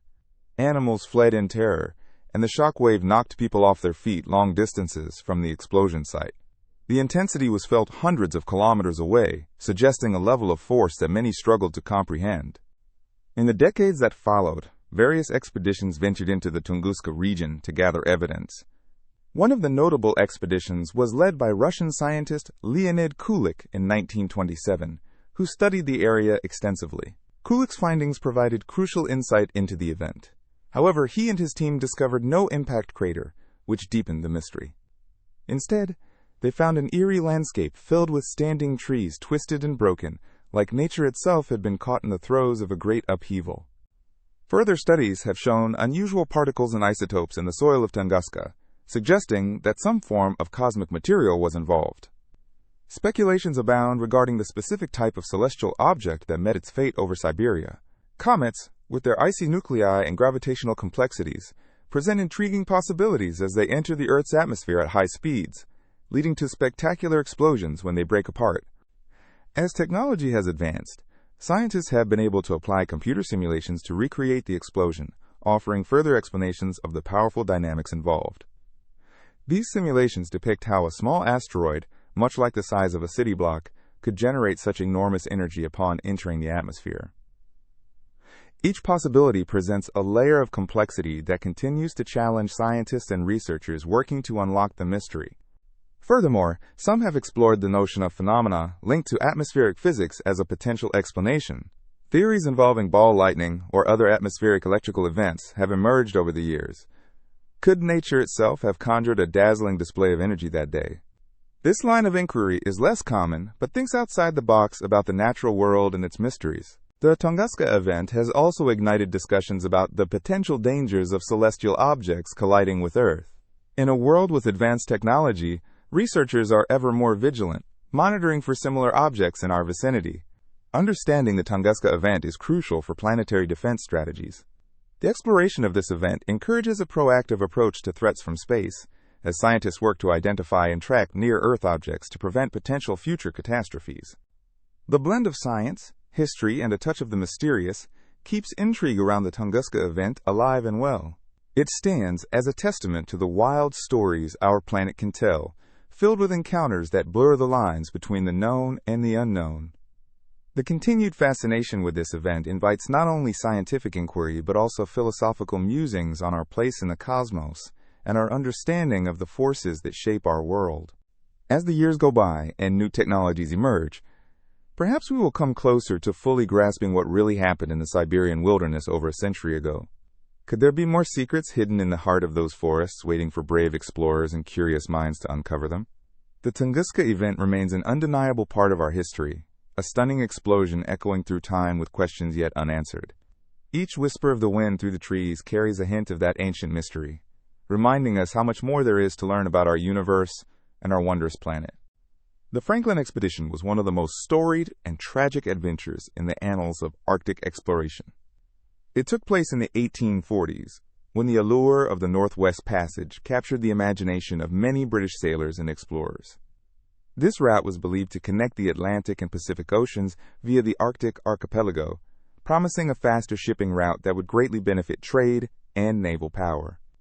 Sir John Franklin, a seasoned explorer renowned for his earlier Arctic journeys, led this expedition with optimism and a crew of 129 men aboard two ships, HMS Erebus and HMS Terror. The expedition set sail in 1845 with high hopes. The ships were well equipped for the harsh Arctic conditions, stocked with provisions designed to last years. These included long-lasting canned goods that the British had recently begun to embrace as a means of long-term preservation. Yet, unbeknownst to the crew, those provisions would not be sufficient for the challenges ahead. The expedition departed in May and was last seen by the whalers in Baffin Bay in July of that year. After this, there were no reports from the crew, leading to increasing concern back in Britain. In the years that followed, numerous searches were launched to locate the missing ships and their crew. Some expeditions returned with tantalizing pieces of information, including reports of sightings and strange indigenous tales about white men in the far north. The years dragged on, and the mystery deepened. What had happened to Franklin and his men? Did they navigate the infamous passage, encountering treacherous ice and unforgiving weather? There were hints, but no solid answers. The lost expedition became a subject of fascination, not just for historians, but for anyone intrigued by the challenges of exploration. In 1854, the expedition's fate began to come into clearer focus when a member of the local Inuit population shared accounts of the expedition. The story spoke of men struggling against the bitter cold, facing starvation and despair, ultimately leading to their tragic demise. Throughout the late 19th century, more information emerged as additional searches uncovered artifacts, remnants of supplies, and even human remains. The conditions of the Arctic posed extreme difficulties. Temperatures could plummet, and the landscape was harsh. Ice flows and heavy fog created nightmarish conditions that could easily trap ships. The lost crew faced insurmountable odds, leading to dire choices. Some evidence suggested that cannibalism may have occurred as the crew faced the desperate reality of survival. The tales about the Franklin expedition sparked a cultural interest in the Arctic that extended far beyond the realm of exploration. Artists, authors, and filmmakers took inspiration from this mysterious voyage. Poetry and novels featured themes of adventure, longing, and human resilience. The expedition became not only a story of loss, but also a narrative that explored the very essence of what drives humans to venture into the unknown, to brave the wilderness, and to push the limits of endurance. In more recent years, the discovery of the wrecks of HMS Erebus and HMS Terror in 2014 and 2016, respectively, brought renewed interest and excitement. Marine archaeologists and historians worked diligently to piece together the mystery of what had truly transpired on that ill-fated journey. The discoveries showcased the advanced construction of the ships, equipped with steam engines, and revealed artifacts that offered insights into the lives and struggles of the crew. Provisions found on the ships suggested that they had indeed set off with the hopes and dreams of successful navigation, but the reality of their journey was nothing short of harrowing. Today, the Franklin expedition is a poignant reminder of the perils of exploration and the allure of the unknown. It continues to prompt conversations about human ambition, the limits of technology, and the resilience of the human spirit. As we look back at the tragic fate of Franklin and his men, we are reminded that the desire to explore can lead to both triumph and tragedy. Whether it is the quest for new routes, new knowledge, or simply the thrill of adventure, the legacy of this doomed Arctic voyage remains relevant. Thus, the Franklin expedition is not just a tale of disappearance, but a story woven into the complex tapestry of human endeavor, fraught with the bittersweet lessons of courage, mystery, and the indomitable spirit of exploration in the face of nature's might. The Arctic continues to hold many secrets, and the enigma surrounding Franklin's journey invites us to ponder the courage it takes to chase the horizon, even when the outcome is uncertain. As scientists and explorers delve deeper into the history of Arctic exploration, they unearth not only evidence of past expeditions, but also reflections on what it means to be human in the vast, uncharted territories of our world. The legacy of the Franklin expedition endures, a testament to the hopes and dreams that propel us into the great unknown. Around the world, in various locations, there is a mysterious sound that has puzzled and intrigued many. It is known simply as the hum.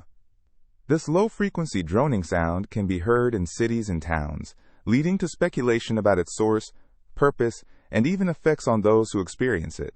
Stories of the hum are reported from countries such as Canada, the United States, the United Kingdom, and Australia. Often described as a persistent, low rumble, it has elicited responses ranging from curiosity to frustration. Imagine standing outside on a calm evening. The sky is filled with stars, and yet, in the background, there's an almost imperceptible buzzing sound that seems to come from nowhere.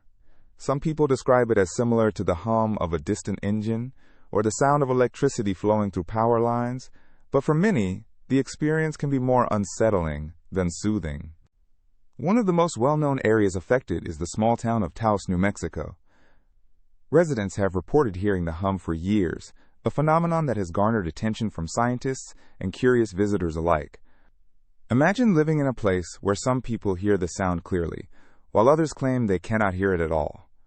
This discrepancy leads to discussions about the nature of sound perception and individual differences when it comes to the senses.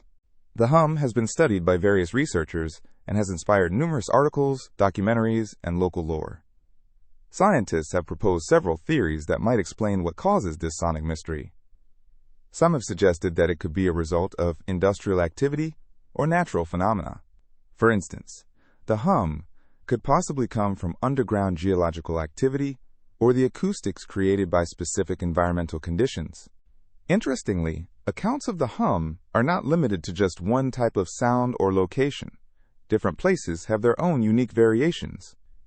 In some coastal towns, residents might describe a background noise reminiscent of whales communicating, while in other regions it may resemble the sound of machinery. Despite these variations, the consistent experience of feeling drawn to this sound suggests a shared aspect of human experience, inviting deeper exploration into what connects us all. What makes the hum particularly compelling is the potential impact it has on those who can hear it. Reports suggest that some may find the sound to be irritative or disruptive to their daily lives, while others simply accept it as a part of their environment. This divergence highlights the complex relationship between sound and human perception, raising questions about how the same sound can evoke a range of emotions and responses. Local governments and researchers have attempted to investigate the hum, but these endeavors often yield limited success. The sound seems to slip through the cracks of conventional analysis, leading to frustration in scientific communities and fostering a sense of conspiracy among locals. Perhaps part of its mystery lies in its elusiveness, often disappearing as quickly as it appears, making it difficult for sound specialists to capture or analyze. In a world dominated by technology, there are intriguing theories that connect the hum to the frequencies emitted by various devices. Some speculate that household appliances, cell towers, or even Wi-Fi signals could be contributing factors, leading to discussions surrounding what we cannot hear but are nonetheless impacted by through our daily lives. It brings to mind the idea that we are constantly surrounded by waves of sound, some familiar and some unknown. People who experience the hum often seek out communities, both online and in person, to discuss their experiences. In these gatherings, one can find stories of shared frustration, curiosity, and even suggestions for coping strategies. Some individuals have reported using white noise machines, soundproofing their homes, or engaging more with nature to counteract the effects of the hum. There is a sense of camaraderie among those who share this experience, fostering a unique sense of belonging as they navigate the implications of living with this persistent sound. Culturally, the hum has even found a place in art and storytelling. Musicians, poets, and artists have been inspired by the phenomenon, weaving it into their work. This artistic expression highlights the way sound can influence creativity, becoming an aspect of storytelling that resonates on a deeper level. The curiosity around the hum invites artists to explore themes of uncertainty and the unseen forces that shape our lives. As intriguing as it is perplexing, the hum highlights the broader mystery of sound in our environment. It challenges us to think about our relationship with sound and silence, as well as our experiences of the world around us. By weaving the threads of individual experiences, scientific inquiry, and artistic exploration, the hum becomes more than just a noise. It serves as a reminder of the many mysteries that exist in the universe, some of which may never be fully understood. Each person's interpretation adds to this tapestry, creating a rich narrative that continues to unfold, suggesting that sometimes the questions we ask are just as important as the answers we seek. The hum is a reminder that the world we live in is filled with both known and unknown elements, inviting us to embrace the mystery and continue exploring the sounds that surround us. So next time you find yourself in a quiet moment, take a moment to listen closely, for you might just hear the whispers of the unseen echoing around us. The search for answers may very well be as captivating as the sound itself, drawing us ever deeper into the intricate relationships we share with our world. The history of the Manila galleons traces a fascinating journey across the Pacific Ocean, embodying an era where trade was not merely a means of commerce, but a vital bridge between cultures. From the 16th to the 18th century, these magnificent ships sailed the sea laden with riches, connecting far-off lands, and ultimately shaping the economic landscape of the time. Envisioned as the embodiment of trade, they transported unimagined wealth, sought-after goods, and treasures that have since sparked numerous stories of adventure and discovery. The Manila galleon trade began in 1565, established as part of the Spanish colonial empire's ambitious agenda to capitalize on the lucrative trade routes linking Asia and the Americas. The ships primarily sailed between Manila in the Philippines and Acapulco in Mexico, creating a vital artery for commerce. On board, the galleons carried goods such as silk from China, spices from the East Indies, porcelain, and a myriad of other treasures that dazzled European markets.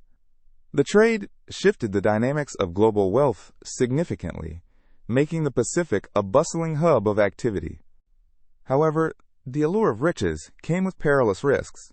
Navigating the treacherous waters, often plagued by storms and rogue waves, many galleons met with disasters. Tales of shipwrecks scattered across the Pacific tell of lost treasures that remain hidden beneath the waves. Each shipwreck carries with it a story of ambition, adventure, and tragedy.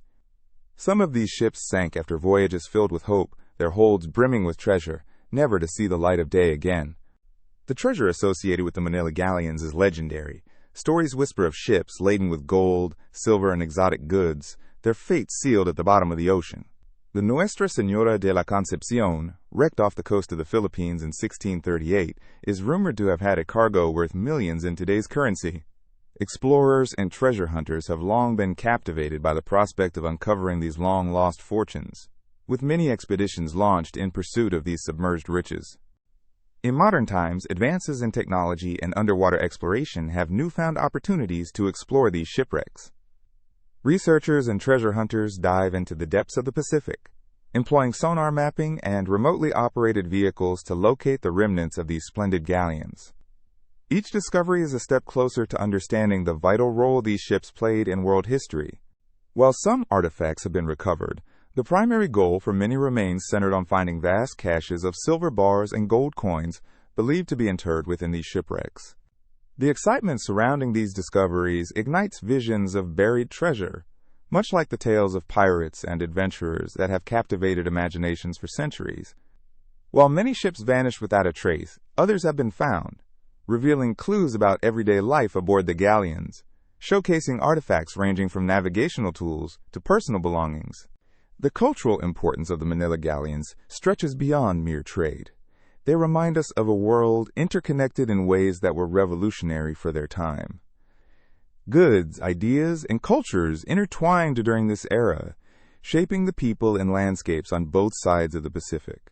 The remnants of the galleons carry stories not just of economic exchange, but of lives intertwined, marked by ambition and hardship. The impact of the Manila galleon trade extended far beyond Asia and the Americas, influencing economies and cultures globally. It transformed the manner in which people viewed trade and commerce, laying the groundwork for the global trade networks we see in today's world. Artisans and merchants were intertwined, fostering relationships that would carry on through generations, leaving their mark on history. In conclusion, The allure of the Manila Galleon treasures reminds us of a time of adventure and danger, where riches and stories were carried across vast oceans. As explorers of the past and present seek to unveil these secrets beneath the waves, we are reminded of the lasting legacy these ships created. With every new expedition, we inch closer to understanding not just the wealth they carried, but the profound stories that make up our shared history. The treasures of the Manila Galleons are not merely gold and silver, they are tales of courage, culture, and the relentless pursuit of connection across the oceans. Cicada 3301 is a name that has intrigued the minds of many for over a decade. This enigmatic organization first came into public awareness in 2012, when they released a series of complex puzzles that captivated the attention of internet enthusiasts, cryptographers, and those who simply enjoy a mental challenge. What sets Cicada 3301 apart from other online puzzles is not only the mystery surrounding the puzzles themselves, but also the layers of codes, cryptography, and hidden meanings that beckon those curious enough to dive in. The initial puzzle emerged in January 2012 with a simple post on an online image board that contained an image of a cicada and intriguing text that hinted at the nature of the challenge. The post was straightforward at first glance, but it quickly became clear that this was not an ordinary puzzle. It included URLs, cryptographic clues, and references to various cultural, philosophical, and literary works. A treasure hunt of the mind had begun, leaving participants racing to unravel the secrets hidden within. The first major clue led to a series of different puzzles that included elements from steganography, which involves hiding information within other data, and various cryptographic techniques that have been used throughout history. Participants found themselves studying everything from classic literature and mythology to mathematical theories and advanced coding practices. Each layer of the puzzle required a different skill set and perspective, making it an exciting challenge for a wide range of participants.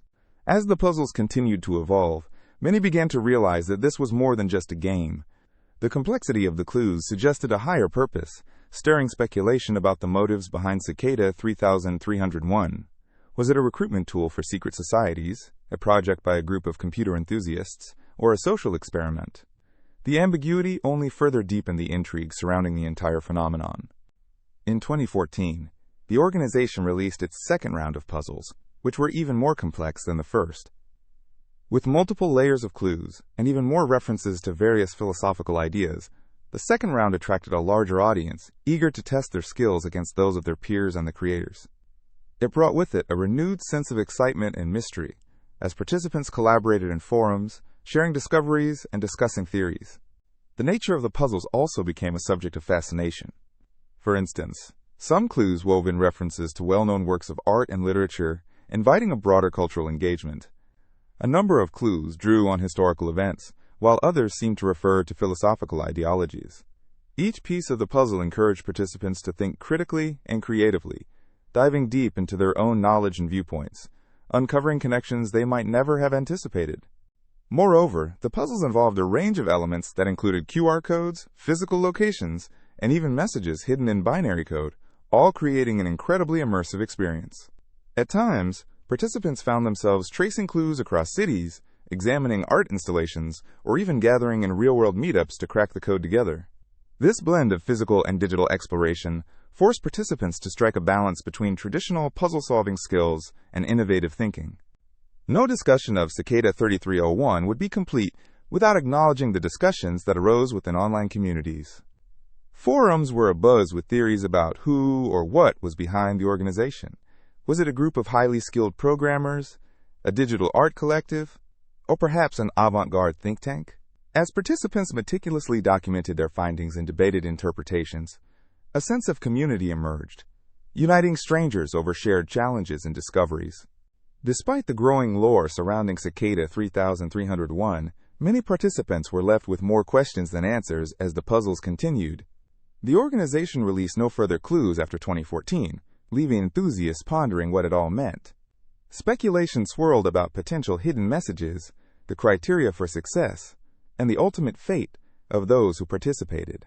Yet the intrigue lingered, a magnetic force that continued to call out to puzzle solvers around the world. In today's era of easy access to information, the Cicada 3301 puzzles stand as a testament to the enduring allure of challenges that promote thinking outside the box.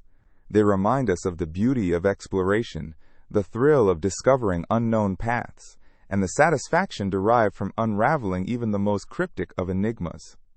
The organization may have receded into the shadows, but the legacy of its puzzles persists, encouraging new generations to seek out, explore, and revel in the mysteries of the world around them. While many have attempted to decode the labyrinthine clues of Cicada 3301, it remains clear that the journey itself holds immeasurable value. Whether it's the joy of a breakthrough, the camaraderie found within dedicated communities, or the rich tapestry of knowledge and experience gained along the way, participants have discovered that the true treasure lies not in the answers, but in the pursuit of understanding. As whispers of Cicada 3301 continue to echo throughout digital landscapes, they serve as a reminder of the extraordinary capabilities of the human mind when it comes to solving problems and creating connections. Each new query sparks curiosity and ignites the urge to explore further, celebrating the eternal quest for knowledge and the satisfaction of untangling the most tangled webs of mystery. The secret formula of Coca-Cola is a fascinating story that intertwines mystery, marketing genius, and a touch of innovation. Since its inception in 1886, Coca-Cola has become one of the most recognizable brands in the world, and a significant part of that allure is the closely guarded recipe that creates its distinctive flavor. Coca-Cola was originally created by Dr. John Stith Pemberton, a pharmaceutical chemist in Atlanta, Georgia. His aim was to develop a tonic that would relieve headaches and boost energy. The first concoction was made using a mix of sugar, water, caramel, lemon oil, nutmeg, and several other flavorings. Over the years, this original recipe went through some modifications, but the essence of what made Coca-Cola special remained. One of the defining traits of Coca-Cola is its secret formula, known as Merchandise 7X. This formulation is said to consist of a blend of natural flavors, but the exact ingredients and their proportions are closely protected by the company. In fact, the company has gone to great lengths to safeguard the recipe. It is kept in a vault at the World of Coca-Cola Museum in Atlanta, a location that draws thousands of visitors each year who are eager to learn more about the brand's history. The vault is not just a storeroom for the recipe. It symbolizes the mystery and excitement surrounding Coca-Cola. To this day, only a select few people within the company know the complete formula. This level of secrecy has led to numerous myths and speculation over the years, with fans and entrepreneurs alike trying to guess the missing ingredients. Some have suggested that spices like cinnamon or even exotic flavors could be involved, further contributing to the legend. In addition to the secret recipe itself, the marketing surrounding Coca-Cola has also reinforced the idea of a mysterious elixir. The brand has successfully cultivated an image of exclusivity. Product launches, advertisements, and even the design of their classic red and white logo all play into this narrative. Coca-Cola has become synonymous with enjoyment and refreshment, but the enigma of its formula adds an almost magical quality that keeps consumers intrigued. The history of Coca-Cola is also filled with remarkable moments that demonstrate the brand's adaptability. During the Prohibition era in the 1920s, the company adjusted its marketing strategies to retain its loyal customer base and even introduced new products. These moves showed that while the formula might be a mystery, the company's ability to innovate was transparent. New flavor variations, such as cherry and vanilla, have expanded the brand's offerings while maintaining the core image that consumers have loved for generations. Coca-Cola has also embraced pop culture in significant ways, becoming a staple in movies, music, and sports. Iconic advertisements featuring cheerful holiday campaigns have further lodged the beverage into the fabric of social celebrations. The Coca-Cola polar bears and the fantastic Christmas trucks have become symbols of joy and togetherness, adding layers to the enterprise that extend beyond just a fizzy drink. In a world buzzing with alternatives and competitors, Coca-Cola's commitment to keeping its formula under wraps serves as a powerful reminder of brand identity, a strategy that has proved effective over the years. While competitors have tried to break down the components of the Coca-Cola taste, many fail to capture the essence that makes this iconic beverage so beloved. But Coca-Cola is not just about the taste, it's also about the experience. The familiar sound of a can opening, the clinking of ice in a glass, and the sensation of that first sip have become ingrained in popular culture. These moments contribute to a sense of nostalgia for many, connecting generations through shared experiences. In the end, the exact ingredients of that secret formula may remain known only to a select group of people. But it is this very mystery that fuels our fascination with Coca-Cola. Just as legends and stories surrounding the recipe grow with every passing year, so too does our appreciation for a brand that has weaved itself into the very fabric of our lives. The Coca-Cola story is not just about a beverage. It's about innovation, strategy, marketing brilliance, and a bit of magic. The next time you enjoy a cold Coca-Cola, think of the secrets behind that unique taste and the rich history that surrounds it. It's a journey that continues to unfold, keeping us curious and engaged long after the first sip. So let the story of Coca-Cola be a reminder that even in our fast-paced, ever-changing world, some things can remain deliciously mysterious. In the depths of the ocean, where sunlight barely reaches and the water is a chilling blue, legends of a creature known as the Kraken have sailed through time. This enormous sea monster, often depicted as a giant cephalopod with long, twisting tentacles, has sparked the imaginations of sailors, writers, and scientists alike for centuries. Its presence has haunted the dreams of many and inspired a myriad of marine myths from different cultures around the globe. The Kraken is believed to have originated from Scandinavian folklore, where it was described as a monstrous creature lurking off the coasts of Norway and Greenland. Sailors who ventured out into the unpredictable sea claim to have encountered this giant, describing how its massive arms would rise from the depths, grasping ships and dragging them into the abyss. One can imagine the terrifying sight, a great tentacle emerging from the water, powerful enough to crush the hull of a ship as though it were made of paper. This legendary beast was not just a figment of imagination. The sea has always been a source of mystery and fear, and tales of the Kraken served as cautionary stories for sailors, warning them of the dangers that awaited them in the vast, uncharted waters. But what inspired such legends? Many scholars suggest that sightings of large squids or octopuses could have been the basis for these stories.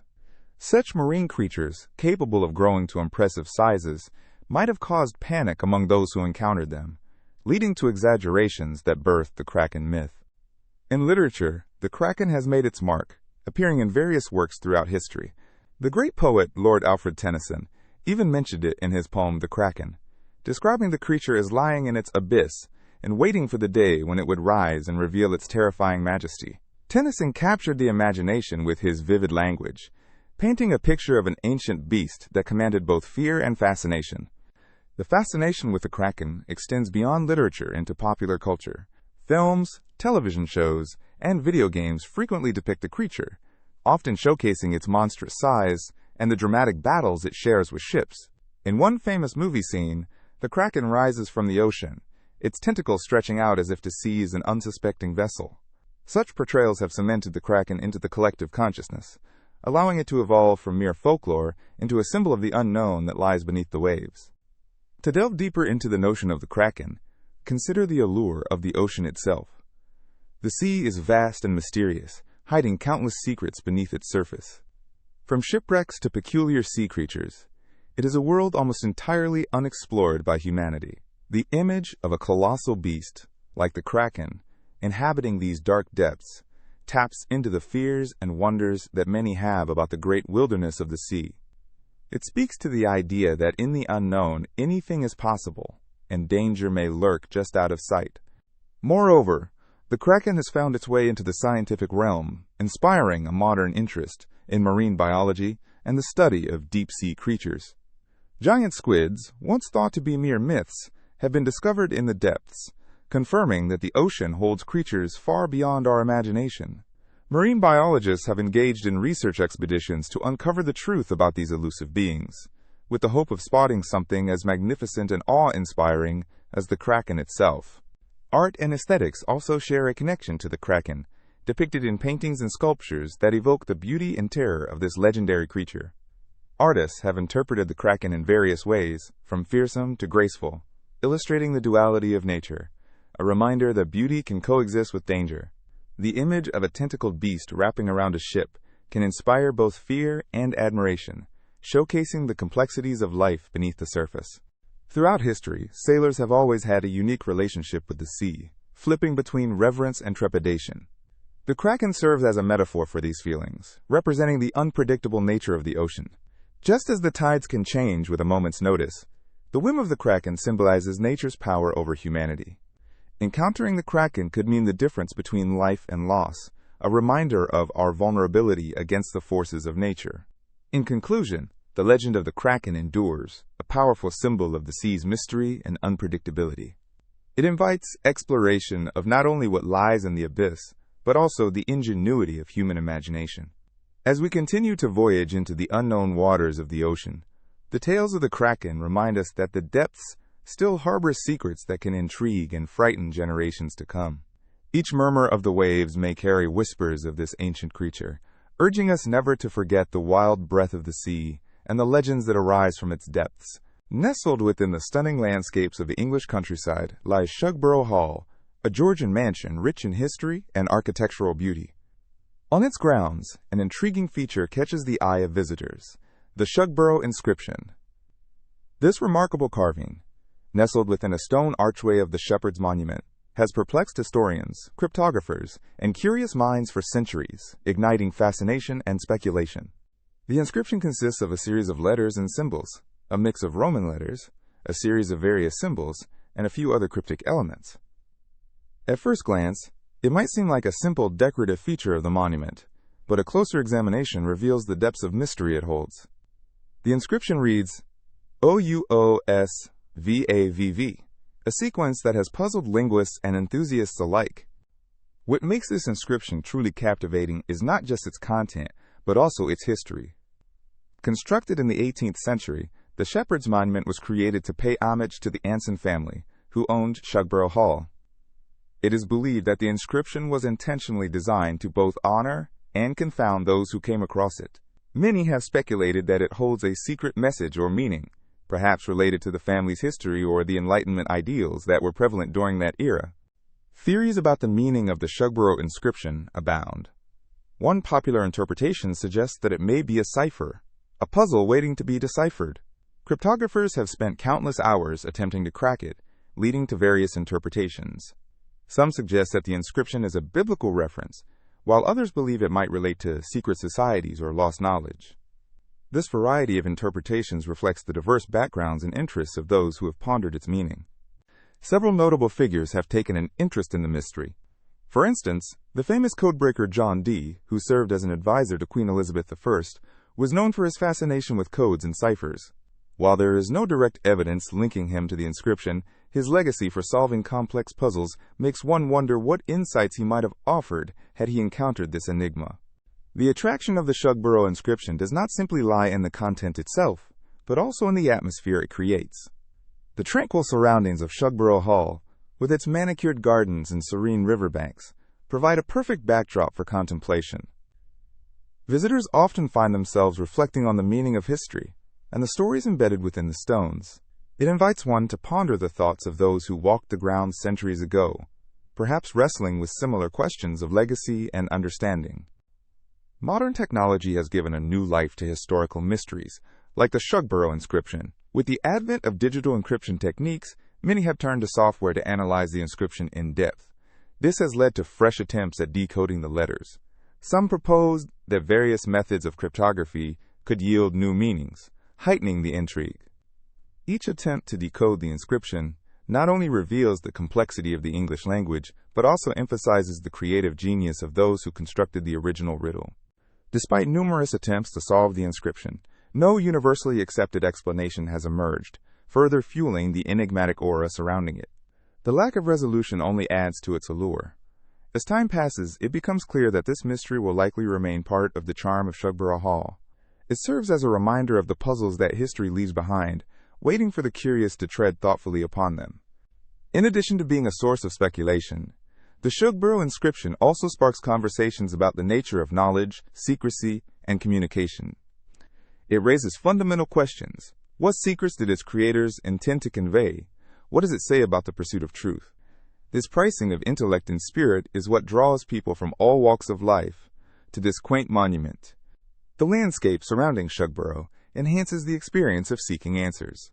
The rolling hills and lush greenery invite exploration, making it a perfect setting for leisurely walks. Each step taken along these paths allows thoughts to roam free, just like the enigmatic letters etched into the stones. As one strolls, it is easy to imagine the countless others who have stood in that very spot, contemplating their thoughts, perhaps linking their own narratives to the inscription. Visitors often feel a connection to this piece of history, caught up in its story while being enveloped in the charm of the estate. The beauty of the ground serves as a fitting contrast to the mystery that lies within the very structure. It captures the essence of human curiosity and the unyielding quest for understanding. As we continue to seek answers to the cryptic code of the Shugborough Inscription, it stands as a symbol of our collective intellectual journey. It inspires ideas and conjectures, inviting future generations to join in its exploration. Every attempt to decode its secrets is a testament to our enduring curiosity, proving that some mysteries, rather than having simple solutions, are meant to intrigue and inspire exploration for years to come. Until a resolution is found, the Shugborough Inscription remains an emblem of mystery, embodying the idea that not all questions have clear answers. Its allure promises to captivate countless more minds as they venture to Shugborough Hall, inviting each person to ponder the complexities of language, history, and humanity itself. Each visit to this beloved British monument serves as a reminder that the quest for meaning is as important as the answers we seek. In the summer of 1947, a remarkable event took place in a remote area of New Mexico that would spark fascination, speculation, and countless discussions for decades to come. This event, known as the Roswell UFO Incident, is often cited in conversations about extraterrestrial life and government cover-ups. Let's explore the details and the lasting impact of this incident. In early July of that year, something unusual occurred on a ranch near Roswell. The rancher, Mac Brazel, discovered a strange debris field scattered across his property. Initially, he thought it might be related to a downed weather balloon, a common enough occurrence in the area, especially given the military's interest in atmospheric research after World War II. However, as he examined the wreckage, he noticed that it comprised materials unlike anything he had encountered before. The pieces were metallic, light, and strange in their composition. This piqued his curiosity and prompted him to report his findings to the local authorities. Rancher Brazel informed the Roswell Army Airfield about the debris he had found. U.S. military personnel soon arrived to investigate. They brought with them a sense of urgency and secrecy that would only add to the growing intrigue. After examining the site, the Army issued a press release asserting that they had recovered a, quote, flying disc. This statement sent the town of Roswell into a frenzy, and the story quickly caught the attention of national media. However, the excitement was short-lived. The very next day, the military retracted its previous statement, claiming instead that the debris was simply a weather balloon. This abrupt change in narrative raised many eyebrows and led to rampant conspiracy theories. Why would the military first label it a flying disc only to dismiss it as mundane shortly thereafter? This skepticism deepened as more details emerged over the years, fueled by eyewitness accounts and alleged government cover-ups. Over the following decades, the Roswell incident became a cornerstone of popular culture and conspiracy theories related to UFOs. The belief that the government was concealing knowledge of extraterrestrial life found a ready audience. Stories about unexamined alien bodies and secret military experiments began to surface. A 1989 documentary featuring former U.S. Air Force officer Philip J. Corso further popularized the idea that the Roswell crash involved alien technology that was subsequently used in advancing human inventions, such as radar and fiber optics. Documentaries, films, and books revolving around the incident proliferated, and Roswell became synonymous with UFO lore. Additionally, the area has become a hub for UFO enthusiasts, drawing visitors to its museums and annual UFO festivals celebrating this enigmatic occurrence. The narrative surrounding Roswell is also intertwined with the broader context of Cold War anxieties.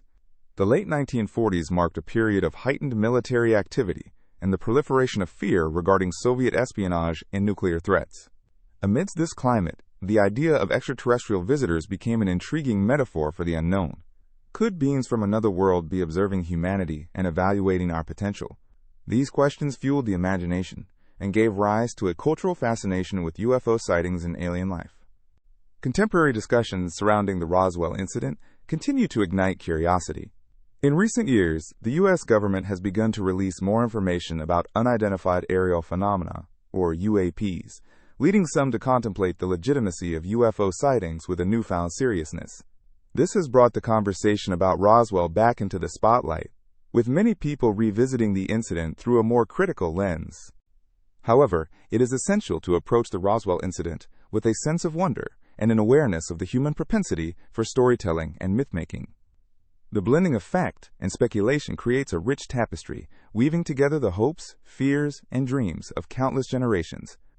Alien life, the possibilities of distant worlds, and our place in the universe continue to capture the public's imagination and fuel endless debates. The Roswell incident represents more than just a mysterious crash. It symbolizes the quest for knowledge and the yearning to uncover truths that may lie beyond our understanding. It is an invitation to ponder what we believe to be possible and to explore the boundaries of our perceptions. As we think of Roswell, we are reminded of the countless questions that remain unanswered about life, the universe, and our connections within it.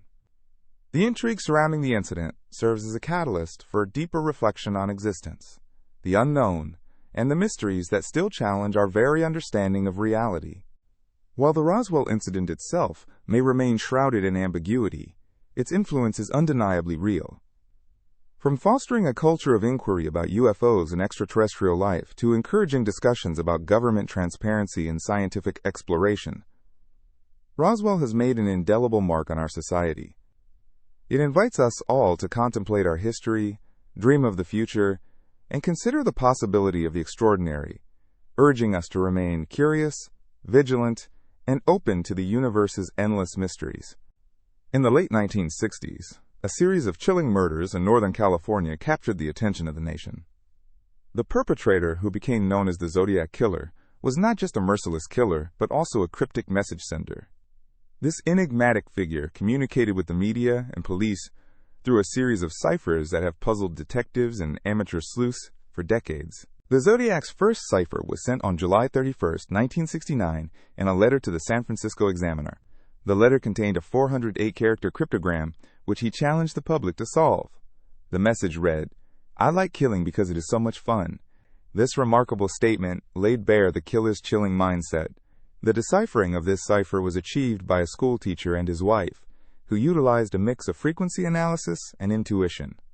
When finally decoded, the message revealed not just threats, but also taunts directed toward the authorities. Notably, the Zodiac Killer crafted his ciphers with a distinct style, incorporating symbols and letters in a way that baffled many. Several of his ciphers were made public, but two remained unsolved for years, intensifying the intrigue surrounding his identity and motives. Each cipher had its own unique stylistic clues, suggesting a level of sophistication in the killer's intellect and possibly hinting at his background. One of the most notorious ciphers is known as Z340, which was sent in a letter dated November 8, 1969. This cipher remained unsolved for over 51 years until it was finally cracked in December 2020 by a team of codebreakers, which comprised a member of the FBI and a group of amateur cryptologists. The decoded message contained phrases such as, "I hope you are having lots of fun in trying to catch me."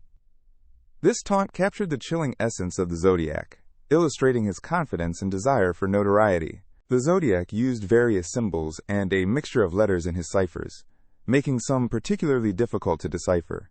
The third major cipher, Z408, was relatively straightforward compared to others. Yet, Z340 carried a complexity that left even seasoned cryptographers flummoxed for decades. The intricate nature of his codes lined up with the killer's mind games, reflecting a psychological element that kept everyone on edge. Many theories have emerged surrounding the Zodiac Killer's identity, with various suspects proposed over the years. The ciphers, laden with meaning, may also have served as a method for the killer to assert control over the narrative, reinforcing his infamy. With each new letter, the public became more captivated, creating a sense of dread mixed with fascination. This relationship between the killer and the public grew complex, as the ciphers played a pivotal role in shaping the lore of the Zodiac. Beyond the thrill of the chase for answers, the Zodiac Killer's ciphers have become a fundamental part of popular culture. Numerous books, documentaries, and films have delved into both the murders and the codes, exploring the dark allure of this unsolved mystery. This enduring interest has led to renewed efforts in code breaking, as hobbyists and professionals alike continue to analyze the cryptic messages. The investigation into Zodiac's ciphers has highlighted not just the killer's possible motives, but also the impacts on those tasked with solving the case. For law enforcement, The ciphers represented not only a challenge but a glimpse into the mind of a cunning and manipulative individual. Each attempt to solve the riddle served a dual purpose. It aimed to catch a killer while also unraveling a complex psychological tapestry. As new technologies have emerged, so has the potential to decode messages in ways that were previously unimaginable. Some believe that advancements in artificial intelligence could lead to breakthroughs in understanding these cryptic communications. In essence, the Zodiac ciphers remain a testament to the intersection of crime and enigma, a realm where the unknown beckons the curious to uncover hidden truths. Yet, despite advances, several ciphers have yet to be solved, leaving us with a haunting reminder of the killer's presence. These unsolved puzzles maintain an air of mystery, ensuring the legacy of the Zodiac endures. Each cipher that remains cracks open more questions than answers, allowing imaginations to run wild. Who was the Zodiac? What drives a person to leave clues and taunt authorities? The answers remain elusive, hidden behind layers of coded language, perhaps waiting for the next generation of detectives to shine a light into the darkness. The metaphoric puzzle of the Zodiac Killer and his ciphers invites an exploration of both crime and the human psyche. They force us to consider how fear manifests in society and how it interacts with the need for notoriety. The ciphers are a remnant of a time colored by terror, yet they also serve as a complex riddle, challenging each of us to engage with history, decode the past, and ultimately seek understanding within an intricate web of chaos. Stonehenge is an iconic prehistoric monument located on the Salisbury Plain in Wiltshire, England. This ancient structure consists of massive stone circles that have fascinated historians, archaeologists, and visitors for centuries. One of the most captivating aspects of Stonehenge is the lingering mystery surrounding its purpose. Despite extensive research and exploration, the exact reason for its existence remains elusive, giving rise to numerous theories that range from scientific to spiritual. One widely discussed theory posits that Stonehenge served as an astronomical observatory.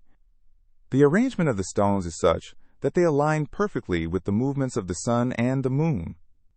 On the summer solstice, for instance, the first rays of the sun illuminate the central altar stone, creating a breathtaking spectacle that draws thousands of visitors each year. This alignment suggests that the builders had a profound understanding of celestial events, and some researchers believe they might have used Stonehenge to mark important seasonal changes that were crucial for agriculture. Another intriguing idea is that Stonehenge was a place of healing. Some theories suggest that the site was a sanctuary where people gathered to seek solace during times of illness or hardship. The nearby landscape is home to many barrows and burial mounds, which hint at a connection between the living and the dead. The stones themselves may have been considered sacred, imbued with healing properties. Evidence shows that healing practices in ancient cultures often incorporated rituals around significant landmarks, and Stonehenge could have played a similar role in the lives of its ancient visitors. Similarly, the monument may have been a ceremonial site significant to the community living in that region. Rituals and gatherings would have drawn people from great distances, fostering a sense of unity and shared identity among different tribes. The act of coming together at Stonehenge for celebrations, rituals, or rites of passage could have reinforced social bonds and cultural traditions. The impressive scale of the monument suggests that it was constructed over generations, which speaks to its importance in the cultural life of prehistoric Britain. Additionally, some researchers have proposed that Stonehenge functioned as a burial site. Investigations around the monument have revealed human remains, indicating that this location may have been a sacred ground where rituals related to death and the afterlife were conducted. The presence of cremated remains within the vicinity lends further credence to this theory. It is not unusual for ancient cultures to choose significant structures as resting places for their dead, crafting a connection between the material world and spiritual beliefs. Interestingly, the construction of Stonehenge poses yet another layer of mystery. The effort required to transport the enormous stones, some weighing over 25 tons, from distant quarries is a marvel in itself. The journey from the Preseli Hills in Wales to Salisbury Plain raises questions about the logistics, technology, and organization of the societies that built Stonehenge. This monumental task suggests a society capable of complex planning and deep commitment to a collective purpose, whether that purpose was spiritual, astronomical, or communal. As the centuries have passed, Stonehenge has continued to be a vital part of British heritage and culture. Modern interpretations and spiritual movements have emerged that celebrate the site as a symbol of connection to the earth and the cosmos. The summer and winter solstices are now occasions for gatherings that honor the ancient traditions, illustrating the lasting impact that Stonehenge has had, not only on those who lived in its time, but also on generations afterward. Each of these theories, whether focusing on astronomical alignment, healing, burial rites, or communal gatherings, reflects the complexity of human experience and the ever-present search for meaning. What draws people to Stonehenge is not merely its physical presence, but the stories and mysteries that surround it. It brings to light our ancient past, the deep-rooted connections of our ancestors to the heavens above and the earth beneath. In conclusion, while scholars continue to debate the precise purpose of Stonehenge, its significance is undeniable. It stands as a testament to human creativity and the quest for understanding something greater. As the sun rises and sets around this monumental site, it invites us to ponder our place in the universe, offering a timeless allure that transcends the ages. Stonehenge remains a beacon of history, curiosity, and wonder, a place where countless visitors can connect with the mysteries of the past and the cosmos that lies above. Nestled in the rolling hills of the Aude region in southern France, Rennes-le-Château is a quaint village steeped in history and enveloped in enigma. This small, unassuming place has captivated the imaginations of historians, treasure hunters, and curious travelers alike, all drawn by the promise of hidden treasures and ancient secrets. What is it about this village that has given rise to so many captivating theories and legends? The allure of Rennes-le-Château primarily revolves around a 19th century priest named Béranger Saunière. When Saunière arrived in this village as the parish priest in 1885, he was a relatively unknown figure, and his humble beginnings suggested a life of modest means. However, in a matter of just a few years, Saunière became wealthy beyond belief. He began extensive renovations on the local church, the Church of Mary Magdalene, transforming it into a lavish structure adorned with intricate stonework and opulent decorations that seemed out of place for a small village church. Saunière's sudden wealth raised eyebrows. How did a rural priest accumulate such immense riches? Many theories emerged, ranging from mundane explanations to the fantastical. Some suggested he discovered a hidden treasure, perhaps linked to the Knights Templar, while others believed he might have unearthed ancient manuscripts containing secrets of immense historical significance. The enigma deepened with every renovation and addition made to the church, which included intriguing symbols and references that fueled speculation. One prominent theory revolves around the notion that Saunière stumbled upon an ancient secret regarding the Holy Grail. According to this legend, the Grail is not merely an object, but a repository of esoteric knowledge linked to the bloodline of Jesus Christ. Some believe Saunière decoded messages hidden in art and architecture, indicating that Mary Magdalene was not just a follower but a crucial figure in early Christian history and the mother of Christ's descendants. This interpretation challenged established narratives and piqued the curiosity of scholars and mystics alike. Visitors to Rennes-le-Château often wander the narrow, winding streets that echo the village's medieval past, taking in the stunning views of the surrounding countryside. The church itself, with its peculiar architecture and symbolism, draws interest. Inside, one can gaze upon a series of enigmatic sculptures, such as the eccentric depiction of Mary Magdalene, which has led many to speculate about her role in Saunière's life and the hidden truths of the church. The mysterious presence of Baphomet, a symbol often associated with the occult, adds to the intrigue, as does the series of clues that wanderers report having found scattered throughout the village. Beyond these tantalizing hints lies the suggestion that Rennes-le-Château may conceal much more than mere artifacts. The village's landscape plays a pivotal role in its allure. Surrounded by picturesque hills and hidden caves, some believe that secret pathways may lead to long-lost treasures just waiting to be uncovered. Enthusiasts and adventurers frequently set out to explore these pathways, encouraged by the whispers of treasure maps and ancient lore guiding them towards undisclosed locations. Local legend also suggests that the area surrounding Rennes-le-Château has its own share of mysteries, including potentially haunted locations. Visitors often recount experiences of hearing whispers in the night or feeling a deep sense of connection to the past. These tales of the supernatural add an additional layer of fascination to the already enigmatic reputation of the village. As time goes on, Rennes-le-Château continues to inspire books, documentaries, and discussion among historians and amateur sleuths alike. Each generation seems to add new layers to the stories of Saunière and the hidden treasures rumored to lie beneath the earth. The quest for uncovering truths or simply echoing historical significance resonates deeply, making it a destination for many who seek answers, or perhaps even the thrill of the search itself. So as one strolls through the cobblestones of Rennes-le-Château, it's easy to feel a pull from the whispers of history layered within its walls. Each stone, each statue, has a tale to tell, echoing the secrets of centuries past.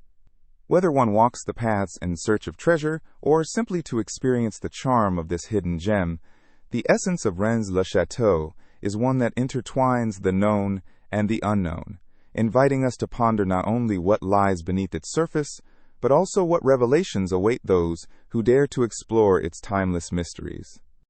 In a world where so much remains undiscovered, Rennes-le-Château stands as a poignant reminder that the past often holds deeper secrets, beckoning the curious and the intrepid to venture forward and embrace the unknown. The allure of this village is a compelling testament to the human intrigue with history, treasure, and the yearning for answers that may forever remain just out of reach. Thus, the journey continues, as many find themselves enchanted by the stories of Rennes-le-Château, hoping to unravel the secrets held within its beautiful but cryptic embrace. Welcome to the intriguing world of Area 51, a U.S. Air Force base shrouded in mystery and cloaked in secrecy. Nestled deep in the Nevada desert, Area 51 has captured the imagination of conspiracy theorists and curious minds alike. Its very existence was once considered a secret, and even today people speculate about what truly happens behind those high-security gates. Area 51 was officially established in 1955 as a testing site for the U-2 reconnaissance aircraft. However, it quickly became a focal point for conjuring notions of extraterrestrial activity and advanced technology.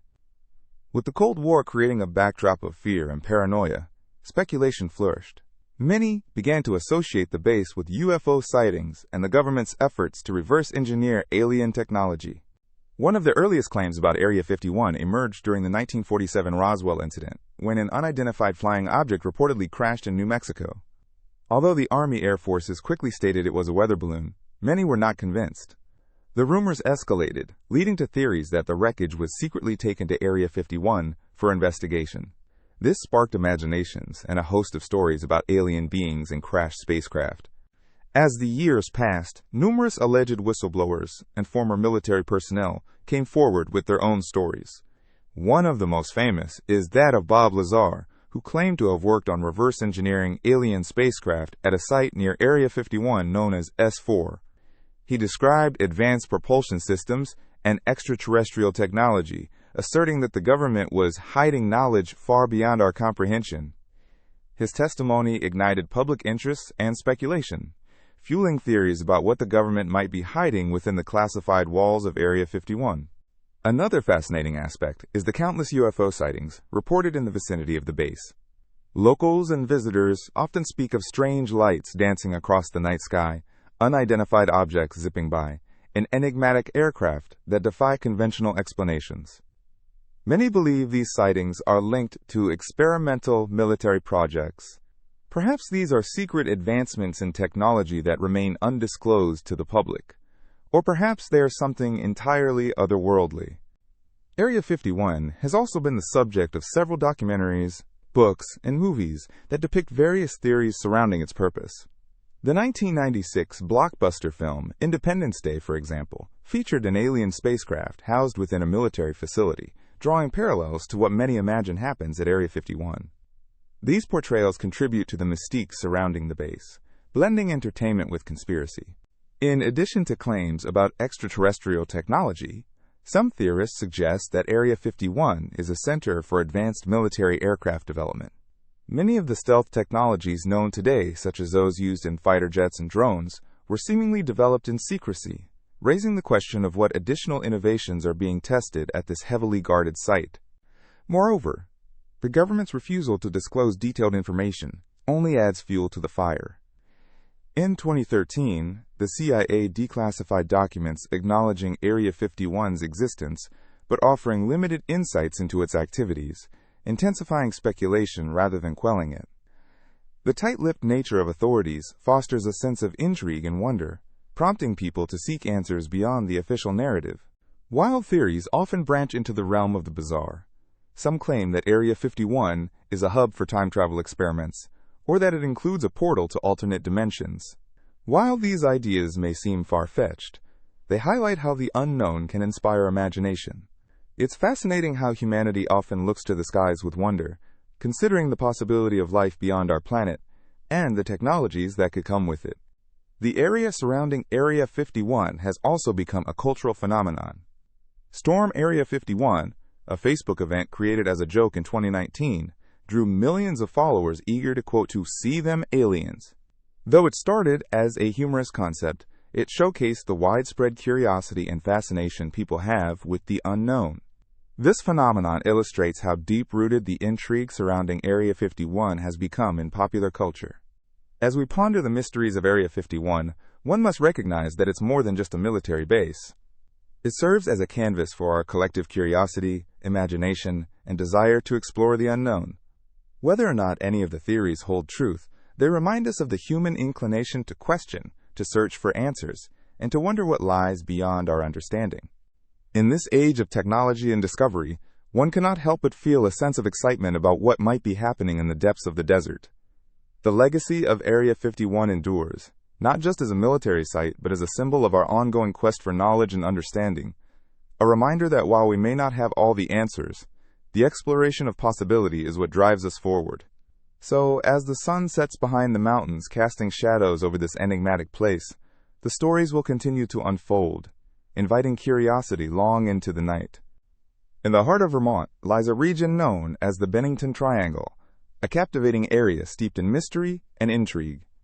This place has garnered attention due to a series of perplexing disappearances that took place between the years of 1920 and 1950. Nestled in the southwestern part of the state, the Bennington Triangle is defined by three key points: Bennington, Glastonbury, and Woodford. It is surrounded by dense forest and rugged terrain, making it both beautiful and foreboding. The earliest incident to capture public attention occurred in 1920, when James Tedford, a veteran of World War I, vanished without a trace. Tedford was last seen on a bus heading toward Bennington. Strangely, when the bus arrived at its destination, Tedford was missing, yet his belongings remained on the seat beside where he had been sitting. The mystery deepened as local authorities searched the area, but found no sign of him. This enigmatic case set the stage for what would become a series of similar disappearances that puzzled investigators and locals alike. Less than a year later, on December 1, 1945, another disappearance added to the lore of the Bennington Triangle. This time, a young man named Paul Jepson went missing. The 8-year-old boy had been out with his mother at a local Christmas tree farm when he wandered away in a matter of minutes. Despite extensive searches by both locals and authorities, Paul was never found. His disappearance, much like that of Tedford, left many questions unanswered and further fueled speculation about the region. As the years went on, the triangle continued to gain notoriety, with more individuals vanishing under mysterious circumstances. In 1946, a 74-year-old man named Mitty Rivers went hiking in the nearby woods and simply disappeared. Rivers was last seen by a group of friends during their hike, and it was said that he had ventured just a short distance away. Search parties combed the dense wilderness for days, yet no trace of him could be found. This event plunged the community deeper into fear and confusion, producing theories and stories about the area that included everything from strange creatures to deep, hidden caves. The following year, in 1947, the disappearance of a woman named Paula Jean Weldon had an even more significant impact. She was a student at Bennington College and had gone for a hike on a well-traveled trail in the Green Mountains. After she did not return, a massive search ensued, drawing in thousands of volunteers and even the use of bloodhounds. Yet, despite the frantic efforts, Paula seemed to have vanished into thin air. Her case remains one of the most famous disappearances in the Bennington Triangle, further cementing the area's reputation as a site of inexplicable happenings. The idea of the Bennington Triangle gained momentum throughout the 20th century, attracting both amateur sleuths and curious bystanders. One of the most intriguing aspects of this phenomenon is the varying accounts of what witnesses experienced while exploring the area. Several individuals reported feeling an unusual sense of disorientation or a sudden onset of fear. Hikers spoke of losing their bearings, even on trails they had walked many times before. Some reported hearing whispers, seeing fleeting shadows or experiencing strange sensations that left them doubting their own perceptions.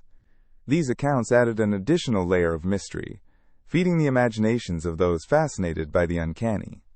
Theories attempting to explain these disappearances abound, ranging from the plausible to the supernatural. Some suggest that the rugged landscape, characterized by its dense forests and steep mountains, may have led to accidental tragedies. Others speculate about the possibility of wild animals or unseen natural hazards. An intriguing theory even suggests that the area could be a vortex of time or space, drawing people into another dimension entirely. Although these explanations vary widely, they all share a common thread: the importance of remembering those who went missing, and the human tendency to seek meaning in the inexplicable. As we explore the Bennington Triangle, it becomes evident that this area is more than just a backdrop for disappearances. It weaves together the stories of those who vanished, the lives that intersected with theirs, and the deep sense of mystery that continues to surround this captivating place. Local folklore has grown around these events, adding layers of cultural significance to the region. Many residents and visitors alike now recount tales of the Triangle with a sense of awe, respect, and a hint of caution. The Bennington Triangle is a testament to the allure of the unknown. Even today, with advanced technology and more resources for searching missing persons, the precise reasons behind these disappearances remain clouded in mystery. Whether drawn to the area by its natural beauty or the tantalizing whispers of its legends, many continue to be fascinated by the legacy of those who have vanished there.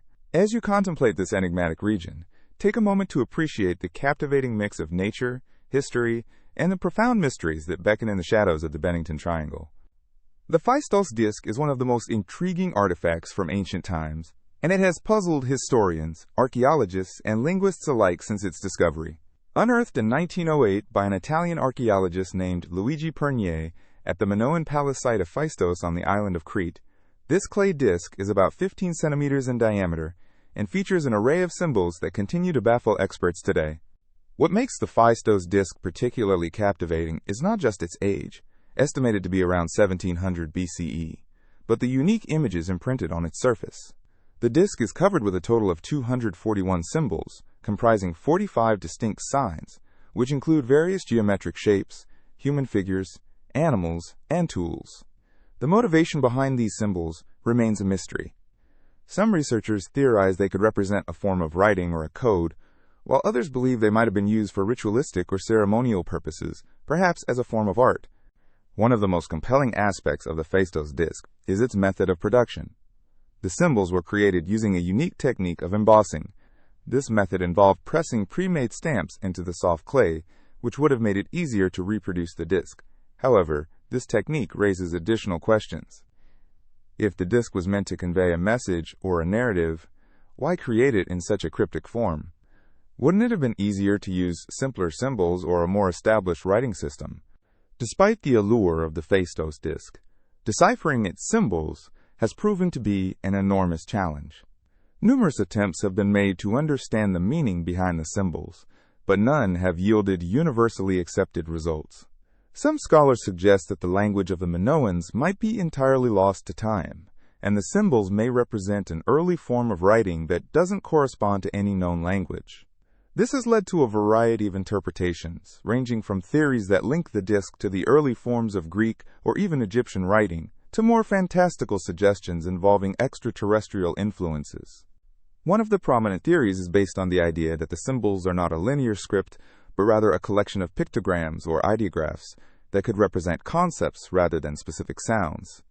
For example, one image resembling a bee might symbolize fertility or abundance, while a figure of a human might represent not just people but also broader notions of community or society. This interpretation leans toward the idea that the Phaistos disk may have been a form of record-keeping or ceremonial artifact, possibly cataloging a particular event, worship, or trade. Though many attempts at decoding the disk have been made, none have successfully provided a definitive understanding of its content. Notable among these attempts was the work of British archaeologist Sir Arthur Evans, who initially claimed that the symbols bore remarkable similarities to certain hieroglyphs. His pioneering studies helped open the door to further research, but as time has passed, the enchantment of the disk has also become a source of frustration for those who hope to grasp its secrets. The disk itself is not the only mystery. Its discovery site, the Palace of Phaistos, adds layers of intrigue to the artifact. This ancient complex is filled with numerous storied ruins and artifacts, hinting at advanced urban planning and sophisticated society. The Minoans, who inhabited the island of Crete, are often credited with being among the earliest advanced civilizations in Europe. Their culture thrived and influenced others, yet, like the symbols of the Phaistos disk, much of their language and writing has been lost, leaving us with fragmented insights into their lives, their beliefs, and their artistic expressions. Interestingly, the allure of the Phaistos disk extends beyond academic circles. It has inspired a myriad of artistic interpretations, fictional works, and popular culture references. The symbols have appeared in literature, movies, and even video games, captivating the imagination of those who encounter them. This widespread fascination highlights our enduring desire to understand the past and the stories that remain unwritten. As digital techniques and advancements in technology improve, hopes are rising that we may yet uncover the key to unraveling the mysteries of the Phaistos disk. Machine learning algorithms used in linguistics pose potential avenues for analysis that were not available to previous generations of scholars. Each new theory and each technological advancement keeps the discussion alive, inviting enthusiasts and experts to deliberate about the meaning of the Phaistos disk, in a quest that spans beyond mere academic inquiry. It connects to a universal human desire for knowledge. The Phaistos disk remains a symbol of the puzzles of history. It invites us to ponder what we can learn from the past, how stories are recorded, and what may remain forever elusive. As we gaze upon its enigmatic symbols, we are reminded of our own inquisitive nature, of the ways we seek to document our lives and the world around us. The disk, with its silent intrigue, beckons us to embark on a journey through time, exploring the depths of human expression while contemplating the universal quest for understanding. While the answers may evade us, the pursuit itself carries its own beauty, drawing us deeper into the wonders of history. Deep within the fabric of human history, tales of remarkable stones have captivated minds and hearts. Among these fascinating legends, the Omphalus stone stands out as a symbol steeped in mystery and significance. The term Omphalus derives from ancient Greek, meaning navel, and it is often used to describe stones believed to be the center or heart of a civilization. These stones are not mere geological formations. They are thought to embody the very essence of a community, representing its connections to the earth, history, and the cosmos. Various cultures have shared stories of Omphalus stones, often attributing remarkable powers and profound meanings to them. For instance, one of the most famous examples is the Omphalos of Delphi in Greece. It was considered the center of the world according to ancient Greek mythology.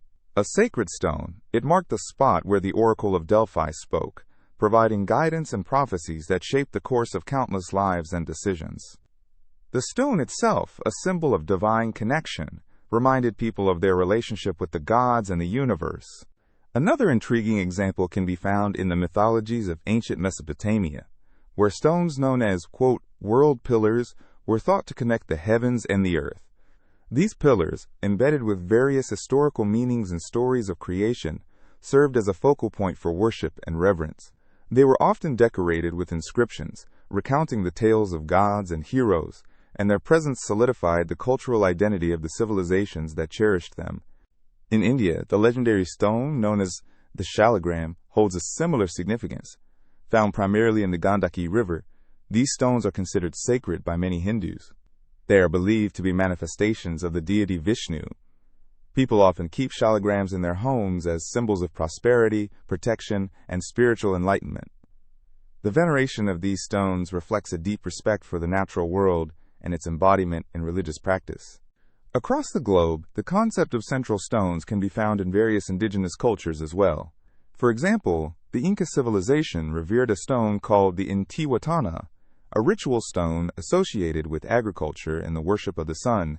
Situated at the archaeological site of Machu Picchu, this stone is believed to have played a significant role in Incan rituals, linking the physical and spiritual worlds. These stones not only function as cultural landmarks, but also serve as reminders of human interconnectedness. The belief that certain stones can represent the navel of the world speaks to our innate desire for belonging and understanding our place within the greater tapestry of life. To many, the Omphalus stones symbolize grounding, the point where life begins and the intersection of history, mythology, and identity. The adventure surrounding the Omphalus stones stretched beyond borders and time. As empires rose and fell, the stories weaved around these stones evolved too. Take, for example, the legendary Black Stone of Kaaba in Mecca, which is believed to have been given to Adam and revered by Muslims as a symbol of unity. This stone is not only a pivotal religious artifact, but also a link to centuries of pilgrimage and devotion, drawing millions of believers from around the world. In every story tied to these stones, whether in Greece, India, or beyond, we witness a profound respect for history and a longing for connection. The legends may differ, but they all echo a universal truth, that humanity has always sought to root itself in something larger than itself. Omphalus stones serve as anchors, keeping us grounded while inspiring contemplation of our journeys, our stories, and our shared histories.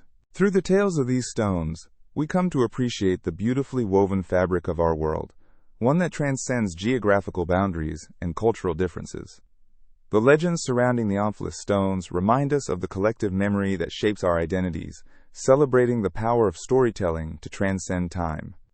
Within each narrative is a thread of connection, weaving together the past and present, reinforcing the idea that we are all part of a larger story. As you reflect on these fascinating tales, consider how the stones of your own life could represent your personal Omphalos. Perhaps it's a cherished keepsake, or a place that holds significant meaning. Just as civilizations have a navel, we all have aspects of our lives that lie at the center, joining memories, experiences, and aspirations. In the end, the Omphalus stones teach us an essential lesson about reverence, history, and the ties that bind us together. These legends endure through time, providing insight into our collective consciousness and inviting us to contemplate our origins, our beliefs, and the footprints we leave behind on this planet. Embrace the stories of the past, for they enrich the present and illuminate our shared journey into the unknown future. Stay curious, for each legend holds treasures waiting to be uncovered. Mount Roraima, an extraordinary natural wonder located at the borders of Brazil, Guyana, and Venezuela, stands as a beacon of adventure and mystery in the heart of the lush Amazon rainforest. This remarkable flat-topped mountain, known as a tepui, rises approximately 2,810 meters above sea level. Its sheer cliffs and vast expanse of ancient rock have captivated the imaginations of explorers, scientists, and nature enthusiasts alike. The unique geological formation of Mount Roraima makes it a key site for studying both geology and ecology. Scientists believe that the mountain is over 2 billion years old, making it one of the oldest geological formations on Earth. Its high plateau is nearly surrounded by steep cliffs that soar high above the surrounding landscape. This distinct topography not only provides stunning vistas, but also creates a variety of microclimates, leading to the evolution of many plant and animal species found nowhere else on the planet. Imagine standing on the edge of this massive plateau, gazing out at the seemingly endless horizon, and being enveloped by rich, green vegetation that thrives in the unique climate. The flora and fauna here are so distinctive that species like the Roraima sole, a rare bromeliad, are endemic to this region. As you take a leisurely stroll across the plateau, you might come across the fascinating carnivorous plants that feast on insects, showcasing nature's incredible adaptations to life in such an isolated environment. As you explore further, you might feel as if you have stepped into another world. The terrain above Roraima is dotted with unique rock formations. The weathered sandstone has eroded into strange shapes, some resembling giant sculptures, with bizarre cliffs and plateaus stretching as far as the eye can see. Each step unveils new wonders, crystal-clear streams flowing from ancient rock, vibrant mosses carpeting the ground, and curious rock formations asking to be admired. For centuries, Mount Roraima has been a source of inspiration for tales and legends among the indigenous Pemane people. They often refer to the mountain as the Dragon's Back, believing it to be the dwelling place of gods and ancient spirits. The Pemane have passed down stories about the creation of the mountain and its significance in their cosmology, offering a rich narrative woven into the very fabric of this land. These stories inspire curiosity, inviting visitors to learn about and respect the cultural importance of this majestic peak.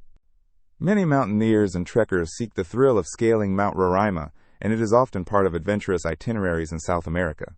The trek to the summit is challenging, yet immensely rewarding. As hikers ascend, the changing landscapes offer endless photographic opportunities that capture the breathtaking beauty of towering cliffs, endless valleys, and vibrant cloud patterns contrasting against the rich greenery below.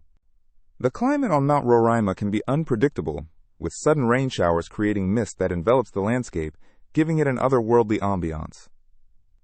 The interplay of light and shadow on the rock formations and the sound of the winds howling through the valley create a chorus of nature's music, enhancing the sense of adventure. Pathways leading to the summit are lined with fascinating occurrences. You might come across unusual rock pools formed by centuries of rainwater collecting in the natural depressions, acting as tiny ecosystems that host various aquatic life.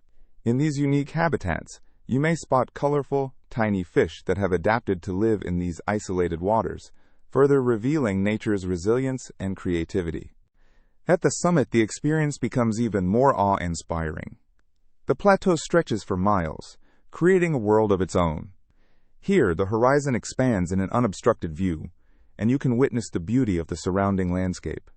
On a clear day, the vibrant hues of the sunset add a spectacle of colors to the scenery, with warm oranges and deep reds painting the sky.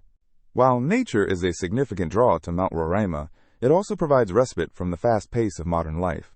The serene environment encourages tranquility, allowing visitors to engage with their surroundings in a profound way. The absence of distractions creates room for reflection, personal growth, and appreciation of nature's wonders.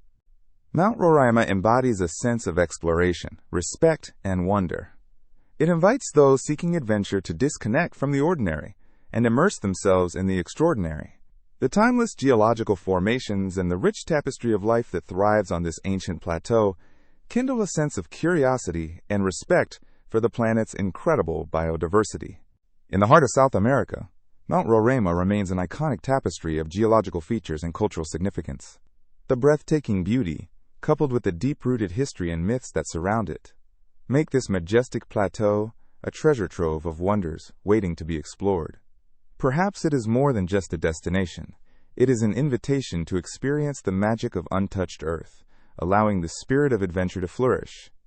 In the heart of Zululand, a region rich in culture and folklore, one myth strikes a chord of both wonder and fear among its people. This is the story of Mamlambo, a creature said to dwell in the rivers and streams of the area, shrouded in mystery and steeped in local tradition. The legend of Mamlambo tells of a long-necked beast that captivates the imaginations of those who hear its tale. Described as having a serpentine body, Mamlambo is thought to be a fearsome sight, gliding through the murky waters as it searches for its next victim. Its neck stretches far above the surface, allowing it to survey the land around it while remaining mostly hidden beneath the water. Many locals recount stories of spotting the creature silently navigating the rivers, its glimmering scales reflecting the sunlight in a way that can mesmerize those who are unlucky enough to witness it. What makes Mamlambo particularly chilling is not just its appearance, but the sinister reputation it has earned over the years. The creature is often said to possess the ability to drain the life force from human beings, a talent that has led to the chilling epithet of a brain-sucking monster. This terrifying notion resonates throughout the region, borne out by stories of individuals who ventured too close to the water's edge and were never seen again. Witness accounts speak of individuals feeling an inexplicable dread as they approached the river, a sense that something ancient and powerful lay just beneath the surface, waiting for the perfect moment to strike. One particularly striking tale revolves around an entire fishing village that once enjoyed a bountiful existence along the banks of a river said to be Mamlambo's home. The villagers thrived, but as rumors of the creature began to spread, tragedy struck. Fishermen would venture out onto the water, only to report seeing a shadowy figure lurking beneath, waiting for an opportune moment to attack. As fear settled deeply into the hearts of the villagers, their once prospering community began to dwindle. People started disappearing, one by one, as Mamlambo claimed more victims. Eventually, whispers of the creature's malevolence were enough to drive the villagers away, leaving behind nothing but abandoned homes and tales that would be passed down through the generations. If you listen closely, you can hear the river tell its stories. Elders often gather by its banks, sharing tales that echo through the ages. Some recount how young children are warned to stay back from the water, lest Mamlambo reach out with its long neck and drag them under. Others say that even the bravest of souls turn pale at the mere mention of its name, their faces draining of color when they recall the unfortunate fates of those who dared to confront the beast. Interestingly, Some locals believe that Mamlambo is not purely a creature of destruction, but a complex symbol within the culture. It warns against arrogance and reminds people of the importance of respecting the natural world. The creature's power can be seen as reflective of the fears that arise from the unknown, serving as a reminder of the mysteries that nature holds. From the banks of the rivers, children listen wide-eyed, enthralled by the recounting of adventurers who nearly encountered Mamlambo but wisely chose to heed the warnings. These tales serve as a form of entertainment, bridging generations while instilling a healthy respect for nature's wonders and dangers. As technology continues to expand and engulf the world, the legend of Mamlambo serves as an anchor to the past for the people of Zululand. Their folklore is a rich tapestry, woven from the threads of stories about love, loss, and caution that resonate even in the present day. The river still flows, and somewhere within its depths, the enigmatic Mamlambo waits, eluding discovery and evoking fear in the hearts of those who dare to dream of what's beneath the surface. The legend of Mamlambo is more than just a thrilling midnight tale. It embodies the cultural identity of a people connected to their history, their land, and the waters that nurture them. As clouds drift lazily overhead, one can only hope that the spirit of the river remains respected, and that the stories surrounding Mamlambo will continue to be shared, keeping alive the mysteries and the cautionary wisdom of life on the banks of Zululand's rivers. As darkness settles and the stars twinkle in the night sky, the haunting calls of Mamlambo echo softly in the distance, a reminder of the beautiful yet daunting world that surrounds us. In the summer of 1997, a mysterious sound echoed through the depths of the Pacific Ocean, captured by researchers monitoring underwater activity. This sound, known as the bloop, was an ultra-low frequency noise that intrigued scientists and ocean enthusiasts alike. It was unlike anything previously recorded, and its origins sparked a wave of fascination and speculation. The bloop was detected by the National Oceanic and Atmospheric Administration, or NOAA, using a network of hydrophones designed to listen for natural phenomena. What makes the bloop particularly interesting is its low frequency, which resonated at about 38 Hz. This is far lower than the range of human hearing, yet the sound was powerful enough to be picked up over thousands of miles. After its discovery, a buzz of excitement spread through the scientific community. What could have produced such a profound sound? Some suggested it could be the work of a massive, undiscovered marine creature. The ocean, after all, is one of the most unexplored frontiers on our planet, harboring countless mysteries and organisms that have yet to be classified.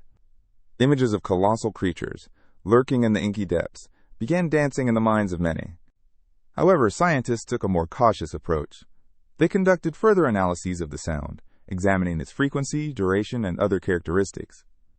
This process revealed that the bloop occurred in a pattern consistent with ice cracking in the Antarctic region. The sound was likely the result of large icebergs breaking apart and producing seismic waves that traveled through the water. Despite this explanation, the allure of the unknown remained. Why did the bloop capture our imagination so intensely? It taps into a deep-seated curiosity about the world around us, particularly the parts we cannot see. Our vast oceans cover over 70% of Earth's surface, and more than 80% of it remains unmapped and unexplored. This creates a sense of wonder about what lies beneath the waves, just out of our reach. Every time we venture out into the ocean, it presents new opportunities for discovery, and the bloop serves as a haunting reminder of that mystery. With tales of the bloop spreading through media outlets and popular culture, it became a subject of fascination not just for scientists, but for storytellers and dreamers. Documentaries featured it, and articles speculated about its many possibilities. Could there be massive creatures communicating in the depths? Would this sound be humanity's portal to discovering new life forms, or even an entire ecosystem? As time passed, interests naturally shifted. Scientists became focused on other aspects of oceanography, and the bloop faded from daily discussions. Yet it remains a powerful emblem of the unexplained. It symbolizes our ongoing quest to understand the planet, to push our boundaries not only into the sky, but also underwater, where intriguing wonders await. In exploring the bloop, we are reminded of the beauty of nature and the sounds it produces. The ocean is a symphony of noise, a complex orchestra of murmurs, churnings, and calls. Every creak of ice, every flip of a tail, every gentle sway of algae creates a rich tapestry of sound, many of which are completely unknown to us.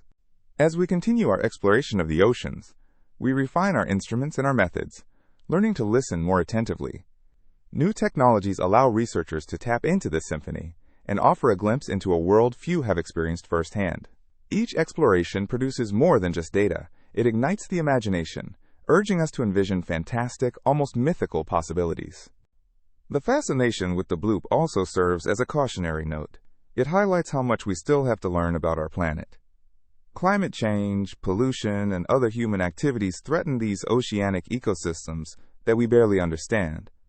By studying sounds like the bloop, we are not only uncovering secrets of the past, but also advocating for the preservation of the marine landscapes of the future. In the end, whether the bloop was an uncharted creature or simply the sound of cracking ice, it reinforces a universal truth. The Earth, especially our oceans, is full of wonders waiting to be uncovered. Each ripple and wave speaks volumes to those willing to listen, inviting us to dive deeper into the mysteries that surround us. As we look forward, we might very well discover that looking to the depths offers as much richness as gazing into the stars above. So the next time you hear a distant sound or the whisper of the waves, consider the stories hidden beneath the surface. There could be a whole world down there, full of life and noise, waiting for someone to tune in and listen. The legacy of the bloop lives on, reminding us that in every sound, there is a story yearning to be told. In the heart of Pennsylvania lies a story shrouded in mystery, one that has captivated those who hear it. Centralia, a small town once bustling with life, is now often referred to as a ghost town, and the reason for this transformation is nothing short of intriguing. What truly draws people to Centralia is not just its abandoned buildings and remnants of homes, but the eerie atmosphere created by an underground coal mine fire that continues to burn to this day. The origin of this smoldering fire dates back to 1962, when a fire ignited in a strip mine that had become an illegal dump site. Initially, firefighters attempted to extinguish the flames, but their efforts were thwarted as the fire snaked along the intricate network of veins of coal beneath the surface. Despite numerous attempts to contain it, the fire spread, leading to countless challenges over the years. The ground became unstable, and poisonous gases began to seep to the surface, turning what was once a lively community into a haunting memory. As the fire continued its relentless march underground, Centralia's residents faced an impossible situation. The government became involved in the early 1980s after the conditions deteriorated. In 1981, a young boy fell into a sinkhole that opened up in his backyard, which highlighted the urgent need for action.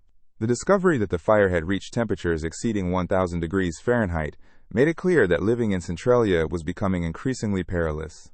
Relocation efforts began, and by the mid-1980s, the town was almost entirely abandoned, leaving behind just a handful of residents who chose to remain. Walking through the remnants of Centralia today is like stepping into an alternate reality. Nature is steadily reclaiming the land, and what remains of the once occupied homes stands as silent witnesses to the passage of time. The eerie quiet is often interrupted only by the faint whistle of the wind or the rustling of leaves. Graffiti-covered walls tell stories of those who visited, leaving their mark in an effort to connect with the past. What adds to the chilling aura of Centralia is not only its abandonment, but the visible signs of the underground fire. Pockets of steam can be spotted rising from cracks in the pavement, and at times, the ground itself feels unusually warm. Some areas emit a sulfuric smell reminiscent of rotten eggs, making anyone aware of the presence of something hidden beneath the ground. There are even reports of residents feeling lightheaded or dizzy if they linger too long in certain spots, a stark reminder of the dangers lurking below. Despite the ominous ambiance, Centralia has become a unique attraction for adventurers, urban explorers, and curious souls alike. Graffiti artists have claimed the town as their canvas, covering remnants of the past with vivid colors and creative patterns.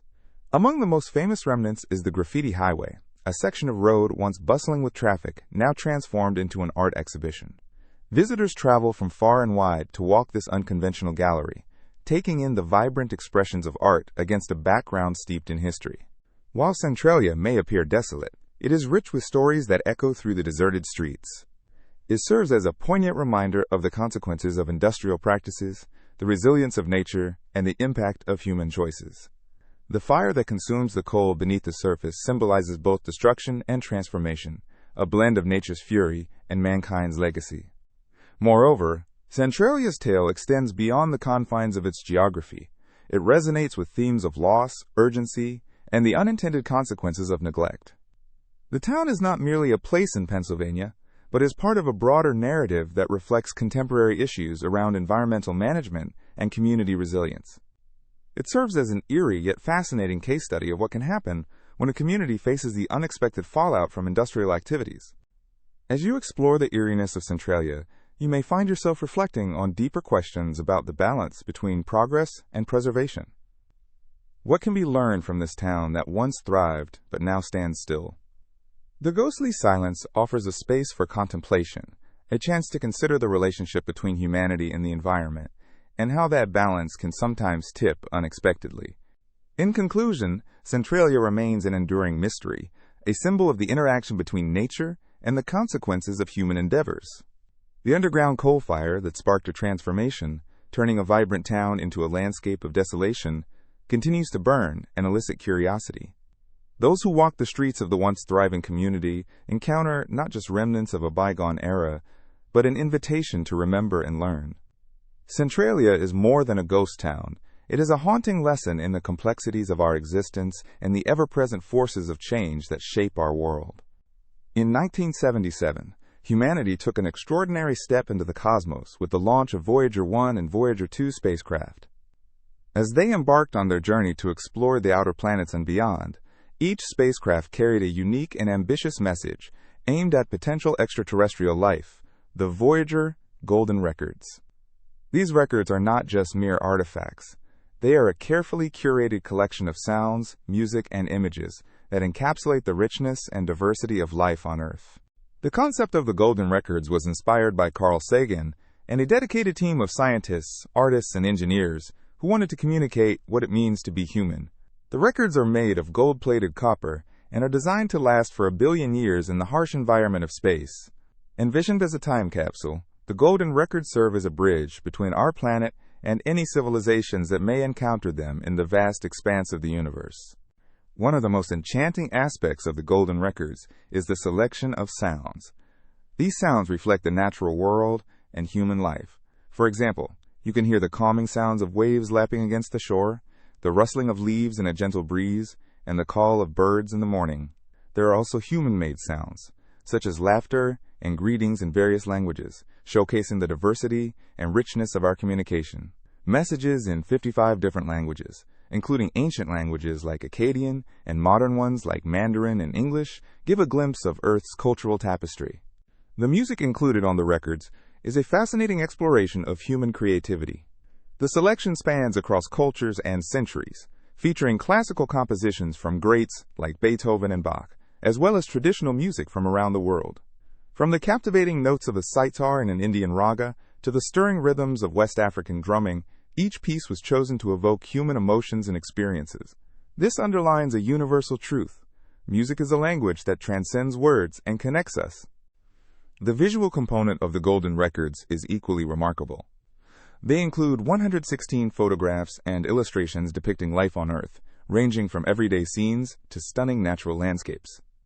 A portrait of a young girl, a farmer in a field, and a family gathered around a table illustrate our connections to one another. Images of the solar system, animals, and plants showcase the astonishing diversity of life forms and environments. These visuals attempt to convey the beauty and complexity of our planet, representing not just humanity, but the entire biosphere. What is particularly striking is the thought behind these selections. Each sound and image was chosen to tell a story of where we come from, what we value, and how we exist within the vast universe. It's like sending a message in a bottle into the cosmic ocean, hoping that someday, somewhere, another intelligent being will find it and understand a piece of our existence. Despite the unlikelihood of anyone ever encountering these records, they serve as a profound testament to human curiosity and the desire to connect. The Voyager spacecraft have long since crossed the boundary of our solar system, traveling into interstellar space. They are now our emissaries, carrying the essence of our world into the cosmos. The Golden Records remind us that we have a voice in the universe and that we share a common kinship with all beings, regardless of where they might be. In a world often filled with division, the idea of sending a message that celebrates diversity is exceptionally powerful. It invites reflection on what it means to be a part of this planet and our responsibility to care for it. The Voyager Golden Records urge us to look beyond ourselves and recognize the beauty in our differences, be it in culture, language, or even the very sounds of our world. The story of the Golden Records is an ongoing one.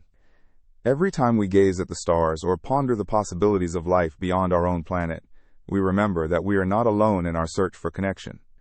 As the Voyagers continue their journey into the depths of space, they carry with them not just a record of humanity, but an invitation to dialogue across the cosmos, suggesting that we are all curious travelers in the universe, eager to learn, share, and understand. In the end, the Golden Records stand as a reminder of our shared humanity. They invite us to celebrate what makes us unique, while also acknowledging the fundamental qualities that bind us together. We are all part of this experience of existence, and our stories, individual and collective, are worth sharing with the universe. So as the Voyager spacecraft drift further away from us, their message remains, echoing through the vast silence of space, a testament to the human spirit and our eternal quest for connection.